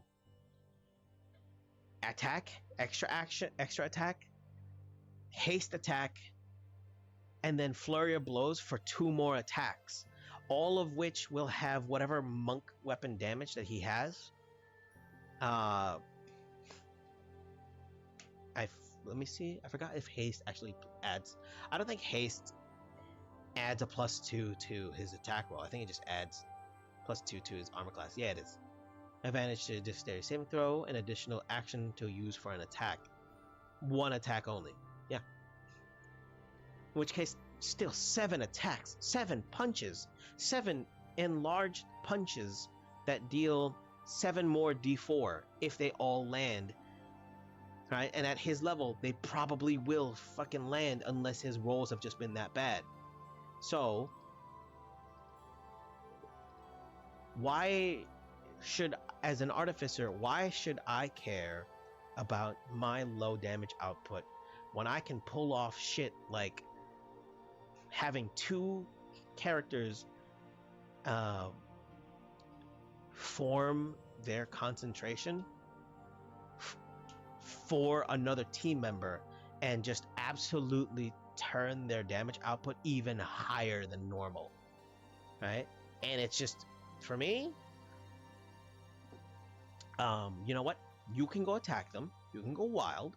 You let me worry about the concentration, in which case I'm going on a defensive tactic to either heal the other party members and make sure that I'm not in a position to what's it called? To take damage, or better yet, with Emmett, Chelsea, and Chester as my character Steel Defender trio of I literally have a mini party within a party. If I wanted to, I could have the Chester, the homunculus servant, because it can fly, flank what's it called? Flank the monk so that all their attacks have advantage. That way you ensure as much as possible at least 1 or more of their attacks is probably going to hit whatever opponent. And then with Emmett and Chelsea, either they get into a defensive position so people can't attack them or fail their attacks, or continue with the offensive of flanking all other people, because we have a rogue, we have a cleric, and yeah, we have a rogue and another cleric, and a shield guardian, right? Because we're just that fucking stacked. Yeah, we really were just that freaking stacked. It's kind of nuts. So my goal as a like I said, where Metra's character, the artificer in my campaign, is dealing with the, she's dealing with, I think it's because Ray as a player is just used to being able to do damage in fights, and you know, classic power gaming, not that she's a power gamer, like classic min-max power gaming tactics to gain as much damage per turn and kind of wreck my shit as possible. Sure. But you're also playing one of the most defensive, control freak classes. So she's gonna have to figure out how to do that, and I'm interested to help her as her DM to overcome that challenge, right? So she has a goal, and she's taking a different route from my character, who's an absolute control freak of in battle, where it's like I don't need to attack, I just need to make sure everyone loses faster, and that I take almost near to like either no damage or I can take the losses. It's fine. All I need to make sure is blurp. What's more so is, and the one of the real merits of the artificer, especially the battlesmith, or even the eldritch cannon if you have it, but mostly the steel defender, is pairing it with the spell storing item, and none of the other damaging spell, like either damaging spells, nope, enlarged spells, nope, healing spells, forget about it. It's the ability to reduce as much damage as you can for the party, because if you take the spell storing item and you take this fun spell, because spell storing, like 2014 spell storing item, while 2024 everyone found out, oh, you can store 10 uses of fireballs. Wow, 10 uses of fireballs, the classic D&D spell that's so much fun, big damage, big boom, big boom, big boom, because everyone cares about damage. Sorry, I just, it's not me. I'm a little bit, it's not me, it's me being a little bit salty. And not more about it just being like, man, you have such a great class and you're just gonna, what's it called? Your main excitement is fireball. It feels you would think it's creative, but let me see. What you realize in 2024 is you lose out on this. You lose out on one of the best spells that you can use with your steel defender, warding bond. I don't give a shit about fireball because I already gave up on the ability to deal big damage, and big damage every turn. Nah. What I care about is warding bond, because warding bond normally takes an action to use. It lasts for 1 hour. Your best bet is to use this before a battle that you know is coming. Otherwise, you have to be careful about using it during battle, right? But it doesn't matter, because normally it takes a pair of platinum rings worth 50 gold pieces each, which you and the target must wear for the duration. Normally, warding bond only works between the caster and the target, right? Like, well, if you had one ring for each of your other party members, that's an expensive spell, right? It's an expensive spell. So why bother using it with spell storing item? Well, you're in luck. The artificer gets something that, because of spell storing item, gets to do something that other classes cannot. At 11th level, you learn how to store a spell in an object. Whenever you finish a long rest, you can touch one simple or martial weapon or one item you can use as a spell casting focus, and store your spell in it. Choosing a first or second level spell from the artificial spell list that requires one action to cast, you needn't have it prepared. While holding the object, a creature can take an action to produce the spell's effect from it, using your spellcasting ability modifier. If the spell requires concentration, the creature must concentrate. The spell stays in the object until it's been used a number of times equal to twice your intelligence modifier, in this case 10, because I have +5, or until you use this feature again to store a spell in an object, right? Like, it doesn't, what's it called? it, like, if you chose not, I mean, you could just replenish it with the same spell every long rest, in which case, you know, who cares? And you just get 10 charges every day if you long rest every day, right? For anyone who's kind of reading this, it's so easy to miss the fact that you choosing a first and second level spell from your artificer list. You always have Warding Bond in your artificer spell list. You don't have to prepare it because it's always prepared. You gain the access to it as a battlesmith. And because you choose the spell to store in it, you don't worry about the 50 gold pieces of the platinum rings. If it told you that you have to use the material component, right? Like if you're using a spell gem, it tells you you have to cast a spell into the spell gem, and it uses half the cost of the material component if you're using it to cast a spell with a material component. It has to specifically say that. Spell storing item does not say that. It just says choose a spell within the spell list. You choose Warding Bond, suddenly you don't need to wear the platinum ring yourself. It's just whoever has the spell storing item and whatever their target. So long as you're not trying to pass on the spell storing item for another person to create a chain link. One, the chain link of Warding Bond does not work, and immediately trying to do so, one fails every time. It's already been worded into the Warding Bond spell. But here's what it does.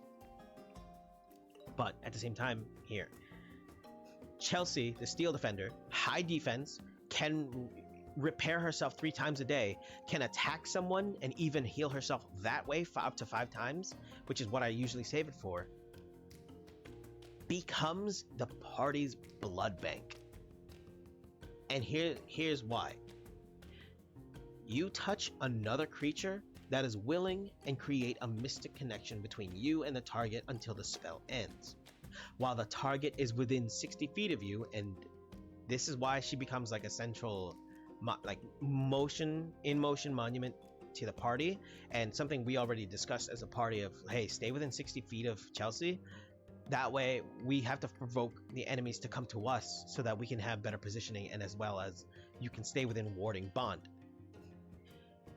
While the target is within 60 feet of you, including the artificer, including Emmett, that can link up with Chelsea, it gains +1 bonus to their AC, their armor class, and saving throws. So suddenly 19 goes to 20, 20 goes to 21, whatever armor class. And it has resistance to all damage, not just some. It becomes all. Also, each time it takes damage, you take the same amount of damage. Chelsea will take half of whatever damage was intended to the person who gets attacked. That's why she needs to save all the arcane jolts for herself, and save the what is it called? The repair feature for, you know, the long rest that she has it, right? Which is totally fine. I don't use it all the time. I use it for big fights, big fights if I need it. It's just an option that we can have. And besides, even if we don't, if it's at a short rest, Chelsea still has her hit dice, in which case she gets to roll those to heal herself as well after a fight.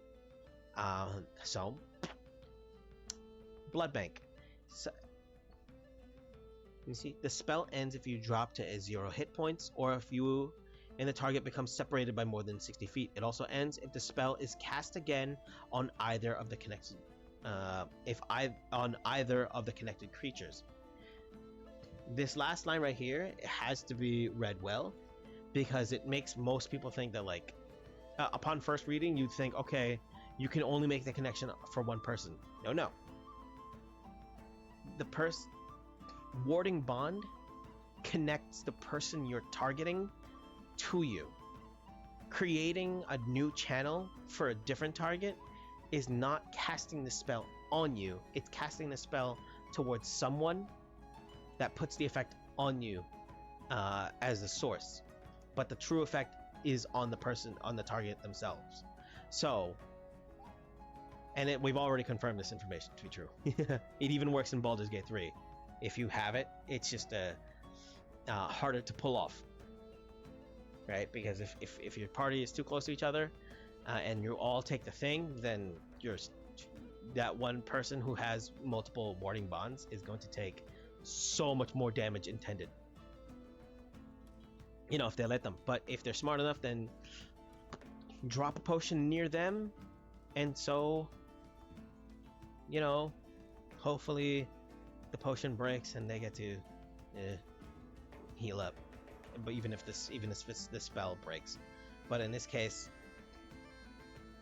you know, you're not if you were targeting yourself, right, and you cast it, sure, it'd break. But it only ends if the spell is cast again on you, right? So that's why the chain link won't work. But if you have one person become the source, you're not casting the spell on yourself. You just become the, what's it called? Casting it on multiple people means casting it on multiple people. You just become the, not the source, but like technically the source is whoever you cast it on, right? And then you just take the damage as the after effect of the spell itself, right? That's your part of the connection. This is just to prevent to be like, okay, if you're the one connected to, even though you're technically part of the effect, if someone else tries to lessen how much damage you take,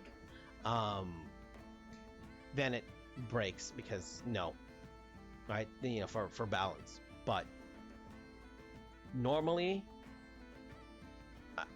even with spell storing item, there is no merit in creating more than one link.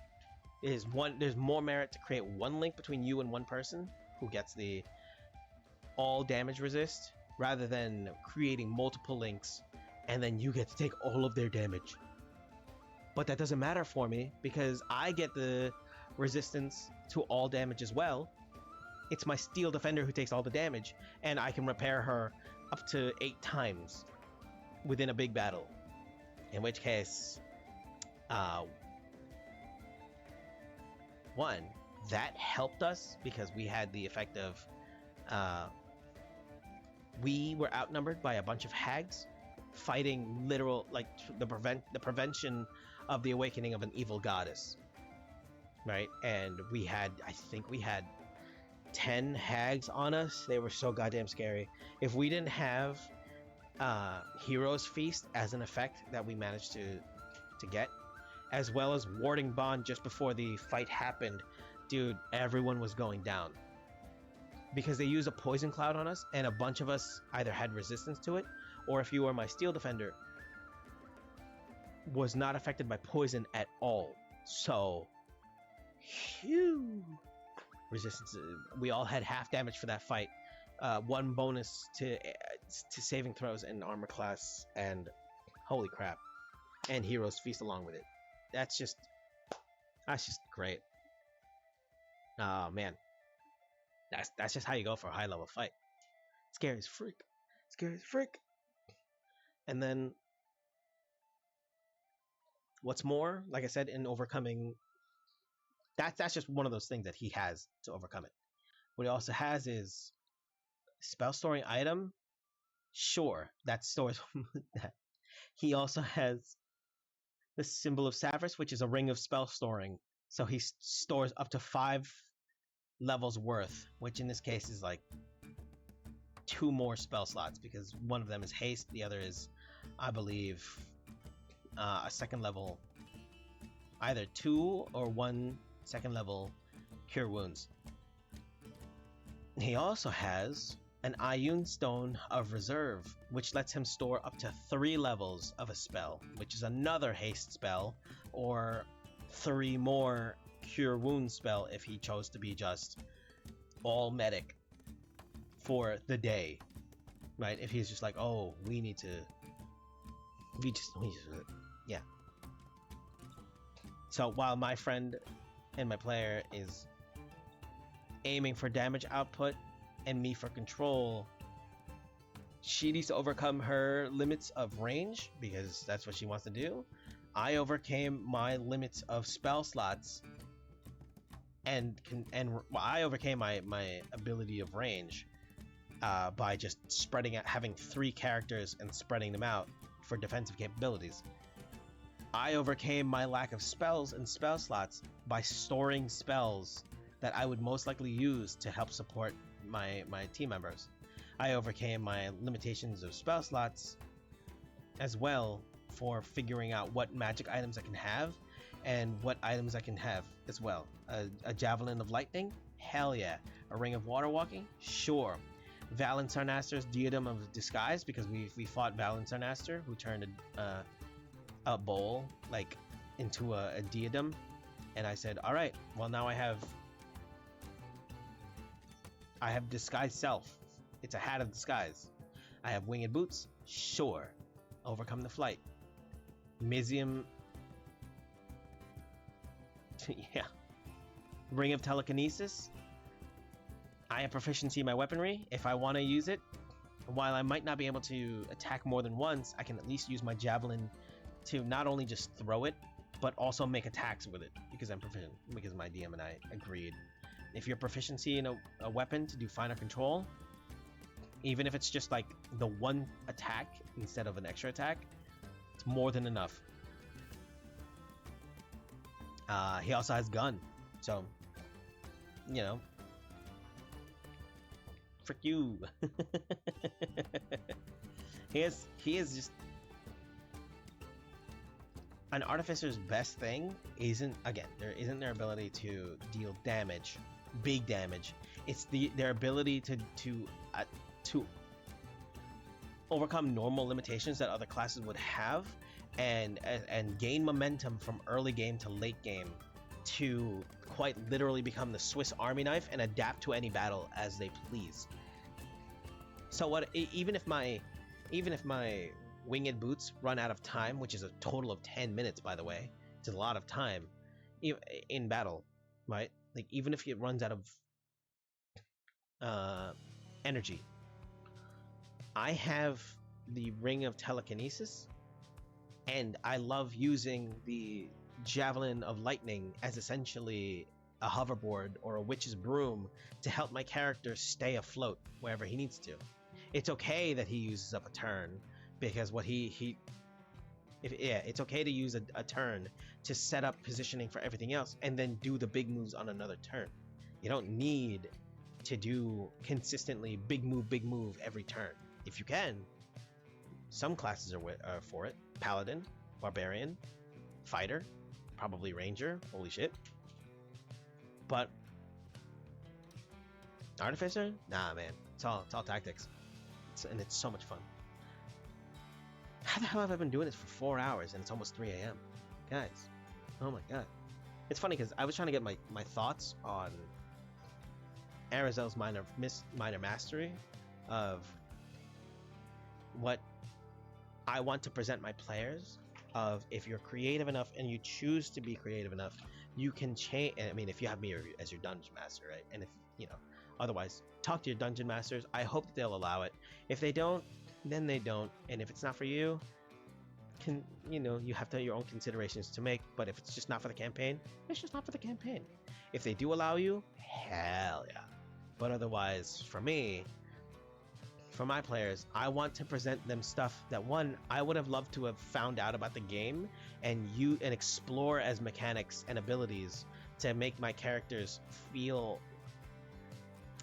as cool and thematic as they could be, right? In which case, here as Emmett, I'm so happy that Andrew, my DM, allowed me to explore the options and overcome my weaknesses through like items, and it took me the better part of 4 years to fully manifest that in his abilities, right?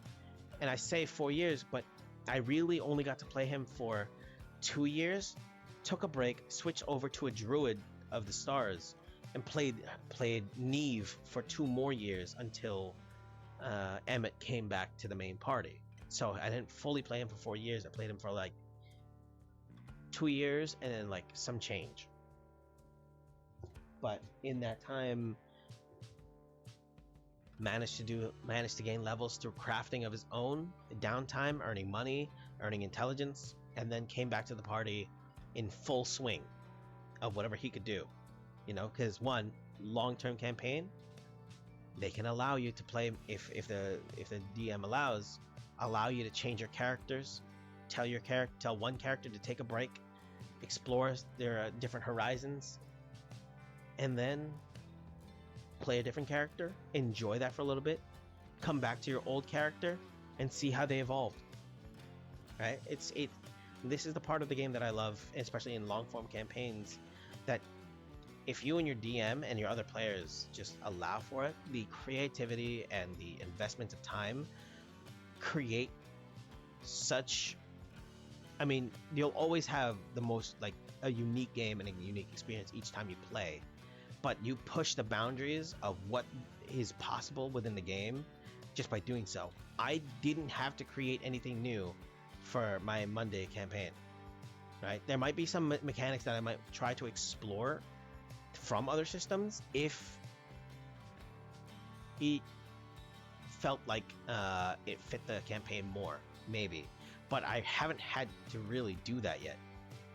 I haven't had to do that yet outside of being like, oh, wait, the game already has this mechanic, and I just get to remind myself, oh, these actually exist.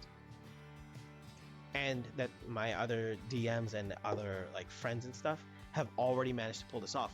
So instead of creating something new, let's just take something that already exists and build upon it, right? That's all I've ever really had to do with this campaign, and I'm loving it because, again, the rules already exist in the game, and I don't have to do anything new. I don't have to create a completely new game like other people have been like, oh, like, especially if people are just way too into or way too against like homebrewing. I'm just like,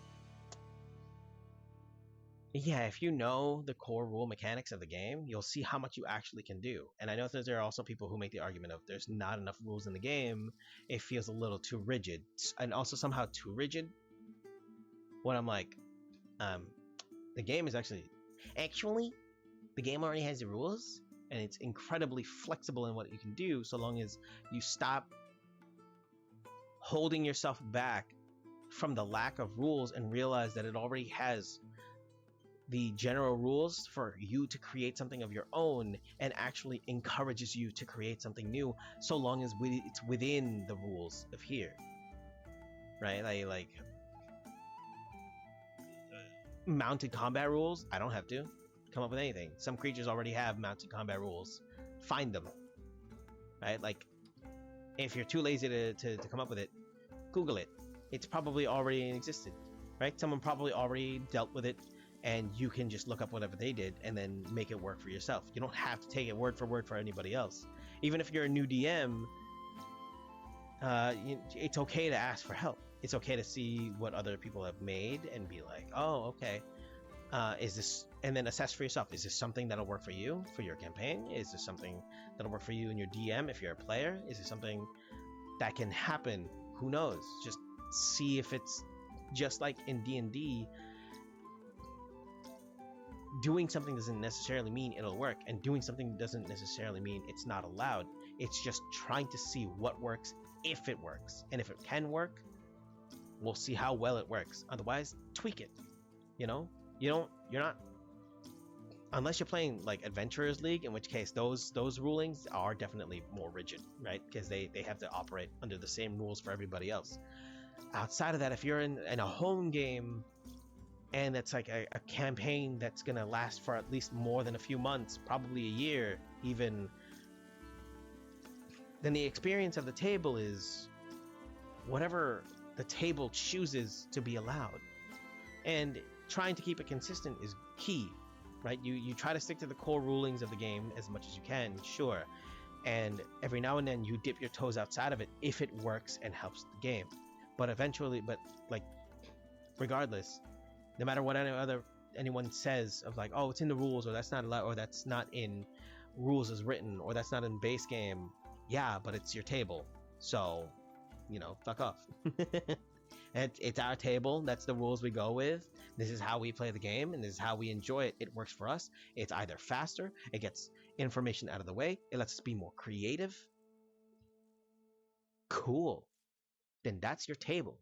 That's how, like, that's how it's always been encouraged. Well, for the maybe not always, but that's how it's been encouraged for the better part of even before 5th edition came out, right? Like Sage's Vice has been here for a long time, and people had also asked, like, even Gary Gygax, the creator of the game, to like, okay, what would be your rulings? Okay, does your table find it fun? Cool, then that's what works.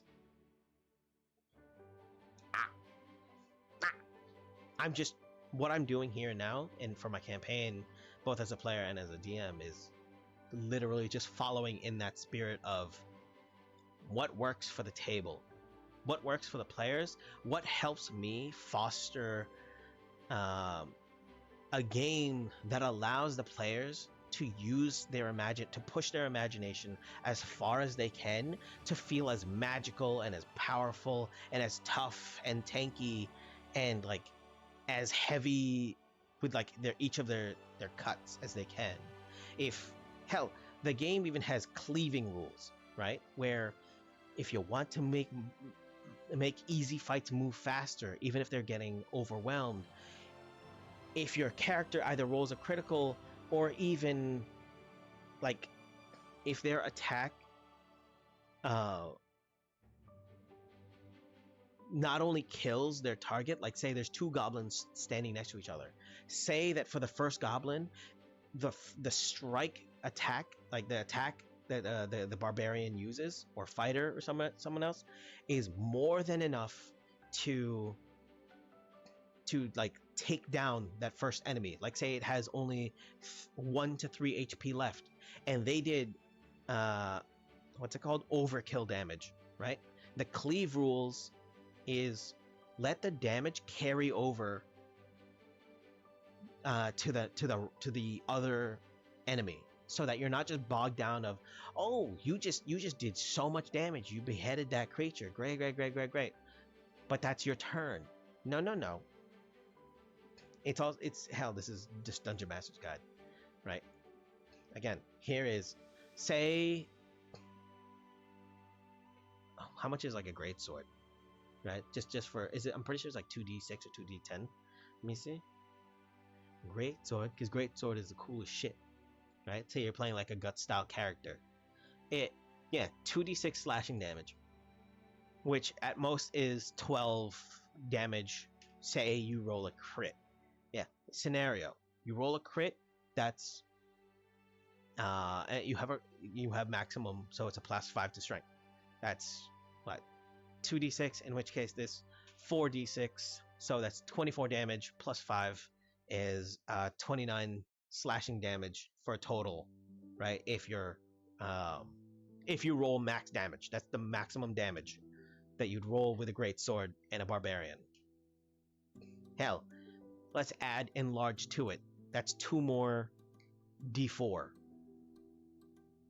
Oh wait, no, that's not even that. It's just like rage. I believe rage actually adds. Sorry, I'm just increasing big number and telling you why that this would suck if you didn't use cleave rules. Like how ass it would feel for the player. Let's go with 2024 barbarian, right? Because they have rage damage. Yeah. Let me see. Is that really that different? Sorry, I'm tangenting.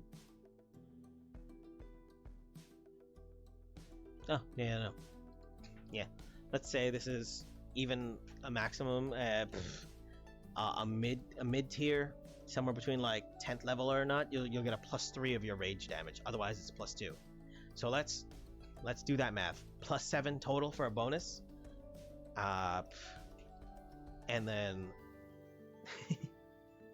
let's just take this as far as possible just for the scenario, because this is how bullshit it would be if you didn't use it, or how bullshit a player would feel this is if you didn't use cleaving, right? Critical, enlarged, with a +3 rage and a +5 to maximum strength, right? And let's not add any of the other stuff. Let's just keep it here. This is the most simple part. So 4d6 plus 2d4, so that's 24 plus 8, that's already 32, plus 7, that's 39 damage. If you had 2 goblins in front of you and they had one had 3 HP left and the other one is at a full 7 to 8 HP, by normal rules, if you're not using the cleave rules, right, and you just blasted through the 3 HP of this goblin, and that's your first attack, right? This is how, like, great, you feel great that you just blasted through 3 HP with a 39 damaging swing of your greatsword. Does that feel great? That feels like a useless natural 20. It feels cool in the moment to be like, oh, overkill, great.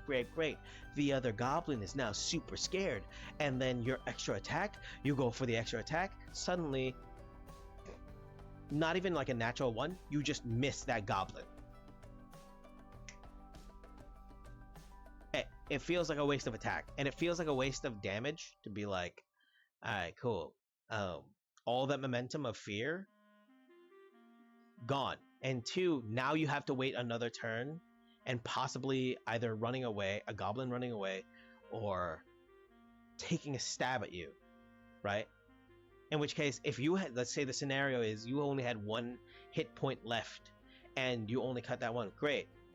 You cut down one of them, the other one stabs you and takes you down. Does not feel great, does it? But with the cleave rules, and honestly, many DMs reach this conclusion anyway, because you don't want to have to bog it down with another 5 to 10 minutes before the barbarian or goblin can do their stuff, because the likelihood of all other players, especially the spellcasters, taking less than 2 minutes on their turns is so unlikely. So by the time you get to that next attack, you would have already lost the momentum of feeling cool with that crit. 39 damage in this scenario with that 1 crit is more than enough, not just to clean up that first goblin with 3 HP, but also a completely new goblin, and even a 3rd goblin most likely, with just the 1 swing. Even if your character is at the 1 HP in a dream, right? This is where I come in, where my mentality comes in of letting the characters feel cool. Let that crit of 39 damage absolutely wreck all 2 or even all 3, because it absolutely can, goblins or whatever has low enough HP. Because listen, the goblin has a normal goblin has what?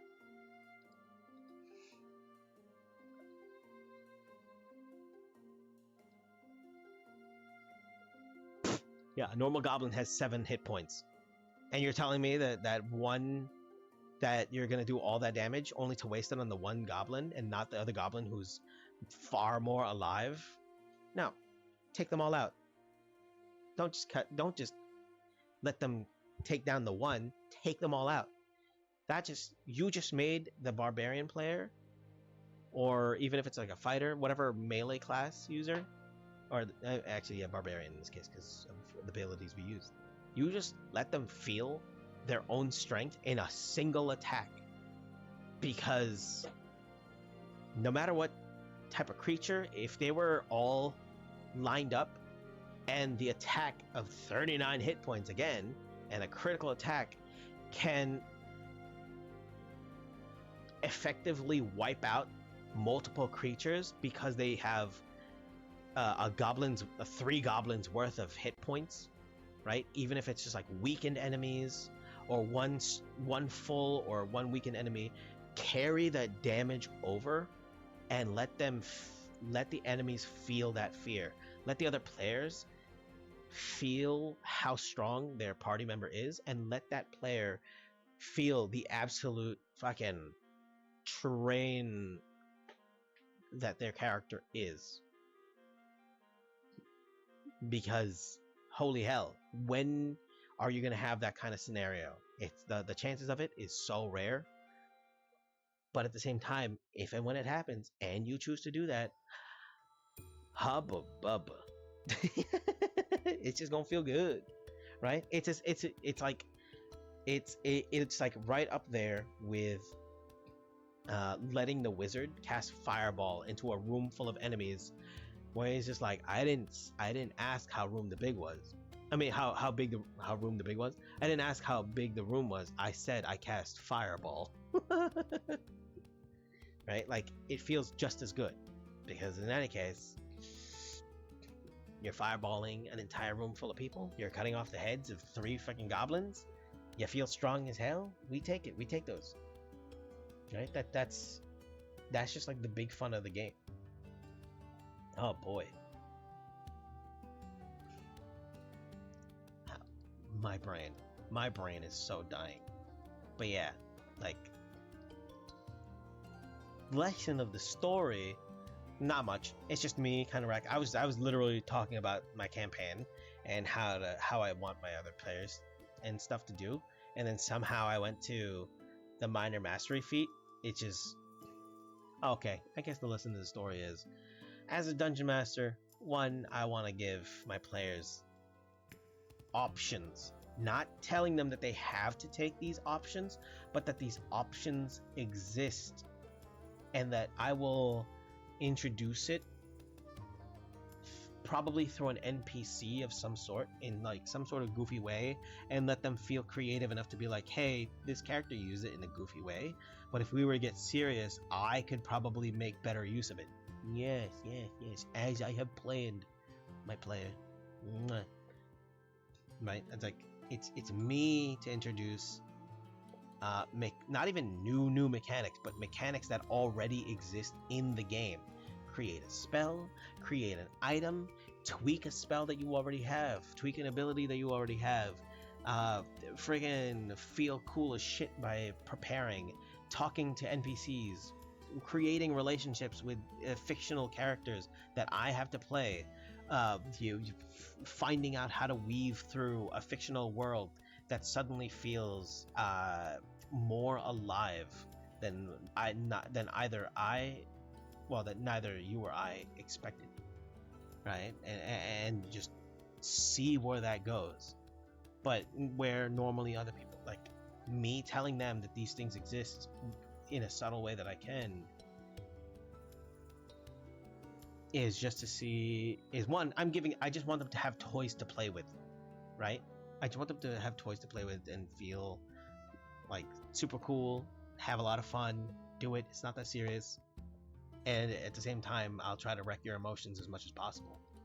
But, you know, like, giving them options and introducing things, that's what I love doing. Because for me, that's why we play the game, and why we enjoy the adventures that can take it, and why your character ends up, at least for me, why some of our characters and the adventures feel far more rewarding. It's not just about being like, oh, I found an item that makes me feel special. No, it's, I did a thing, my character found out that it could do a thing from another person, or saw someone else doing it, like even circle casting. Holy shit, that's a different conversation. And I said, I want to take that idea and turn it for myself. My DM said, yes, take that idea and do it for yourself. Just as I planned. Part of this, part of the story becomes not just playing some sort of storyline that I made or another DM made for the sake of plot.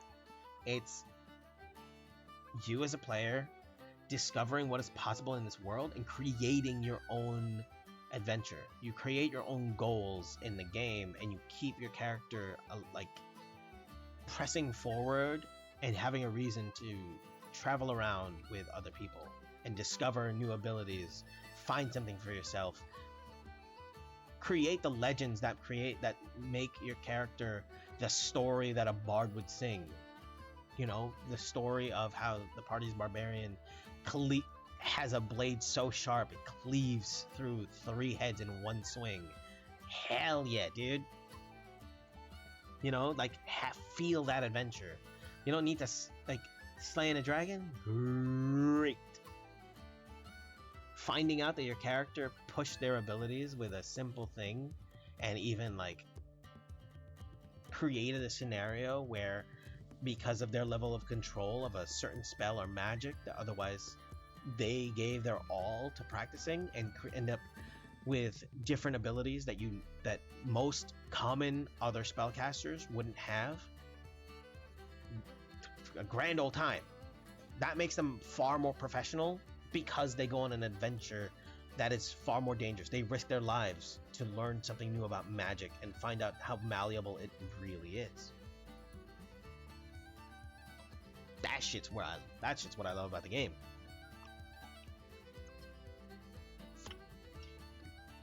You know what I mean? Like I don't need. I love the linear stories and things, but I love player agency and just creativity at most. Now,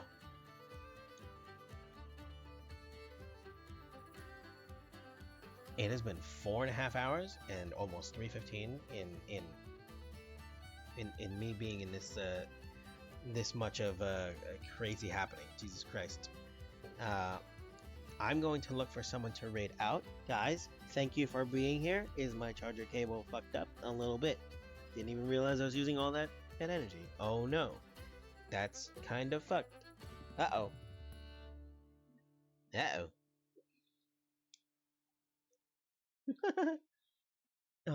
But hey, thank you guys for coming. Man, you guys always let me just rant like crazy on that. I hope to be able to run more games in the future. If I were to ever become like a full-time streamer, which is like a bit of a dream, right? Like, I would love to finally hold at least more consistent games for like the Monday campaign, or even more so a second a second campaign. I don't think I'd want to do more than 3, because I like having my Thursday campaign allow me to play like in a campaign. I'd probably at most run 2 games, probably like shorter adventures, or if I could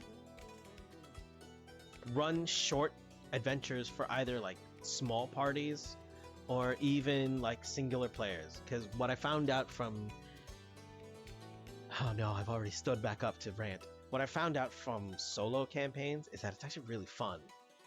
And this is just me taking Chi as the new player to onboard. It was session 0.5 of, we already found out where your character was. Now this small little adventure for tonight is just for you to see how you got to, like, we know where this adventure is going to go, or the ending. Let's see what happens in between. 6 hours later, she's locked in combat of full mayhem. 3 pirate ships on fire. 1 pirate ship has people being rescued. Someone she meets for the first time, fucking Arizo, is just like, oh shit, that cat's with you, Ink? You're not here to hurt any of us? You're here to rescue people? Well, damn, okay. I'm sorry you had to fight the guy, the captain, that you helped go into port, but also the fact that you're fighting against him, even though you found out that he's someone who bought the thing that was taken from your goddess. Hell yeah, you're my best friend for the night. Let's do it. Let's go fight. Right? Like, so much happened in the 6 hours of that. Like, also It's so much, dude. Oh man, but that in itself is 6 hours of that to get that much done with one person. It'd be so much fun to run for other people of like short adventures because you can get like where 4 sessions with a full team, like even a full team of 4, like a basic team of 4, right? They can get a lot done in the span of like 3 hours, right? But at the same time, it wouldn't be as much story covered for each of them.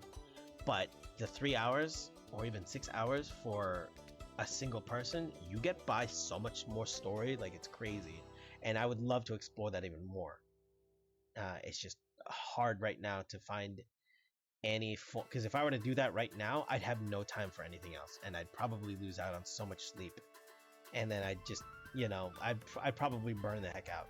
So one game right now, every Monday if I can, great. And then eyes? What do you mean eyes? Why? You trying to convince me to play solo? Huh? Just kidding. But yeah, it'd be so goddamn cool. Especially considering how much information I'm holding just for the Monday campaign right now, and it's just like, oh boy, I want in. Solo campaign. That'd be kind of fun. Oh man. On the upside, the funny side is from like when I had Arson here for Romance Month, it was so funny. I'm like, come on, I don't want to shy away from romance as a D&D topic. I'm not gonna like overly roleplay those scenes. I'm just gonna take it for being like, oh, this silly. Oh, that's happening. Okay, oopie doopie, blackout. You guys did the thing. Well, one of my funniest favorite moments was just being like, hey, do you think your character would? What's it called? I think it was with either with Chi or Gale. No, yeah, I think it was with Gale as well. It was just like, okay, do you think your character would actually go into a romance route with any of the NPCs? In which case, I think it was Gale, and just like, yeah, probably. And then I shot the question to Arsonist, and I was just like, okay, do you think your character would take on the romance route into any of these campaigns?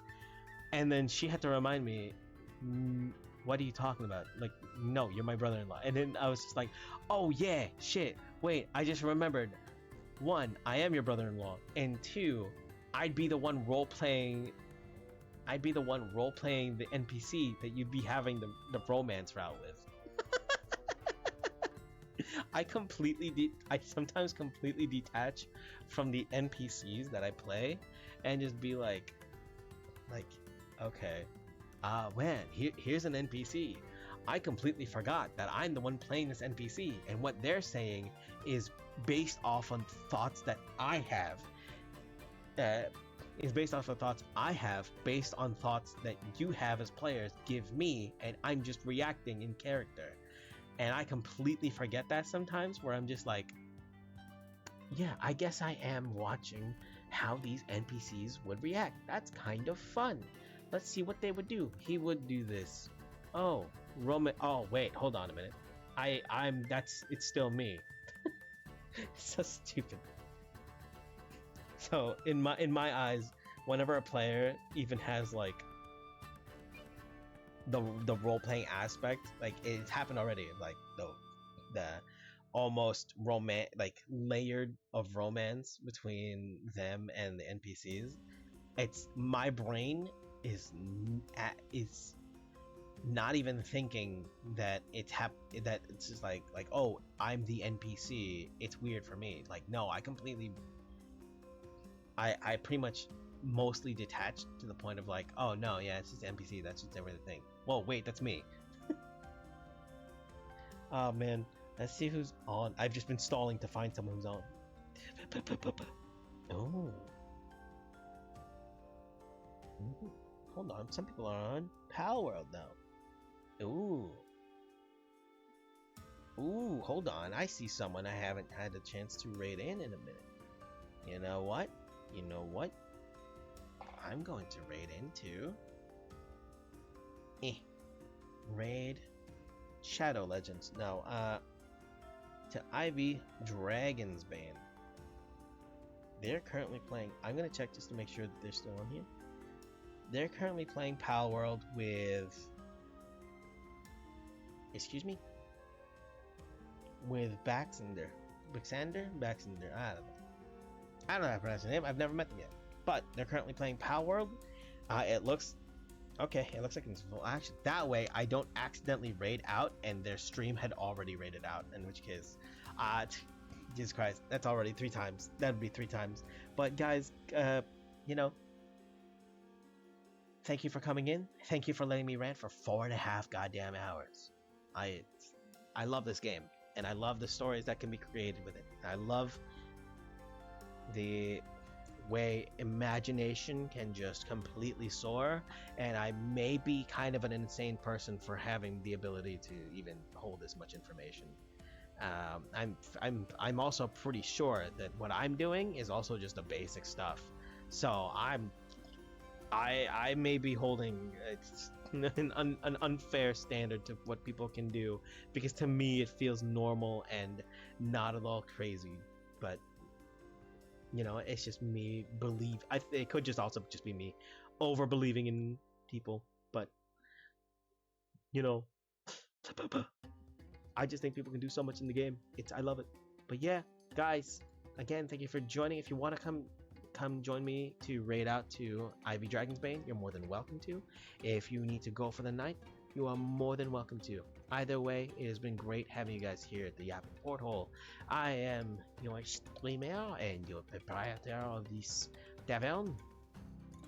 I hope you have a good night, and you know, thank you for coming in at Elves at the Yapping Porthole.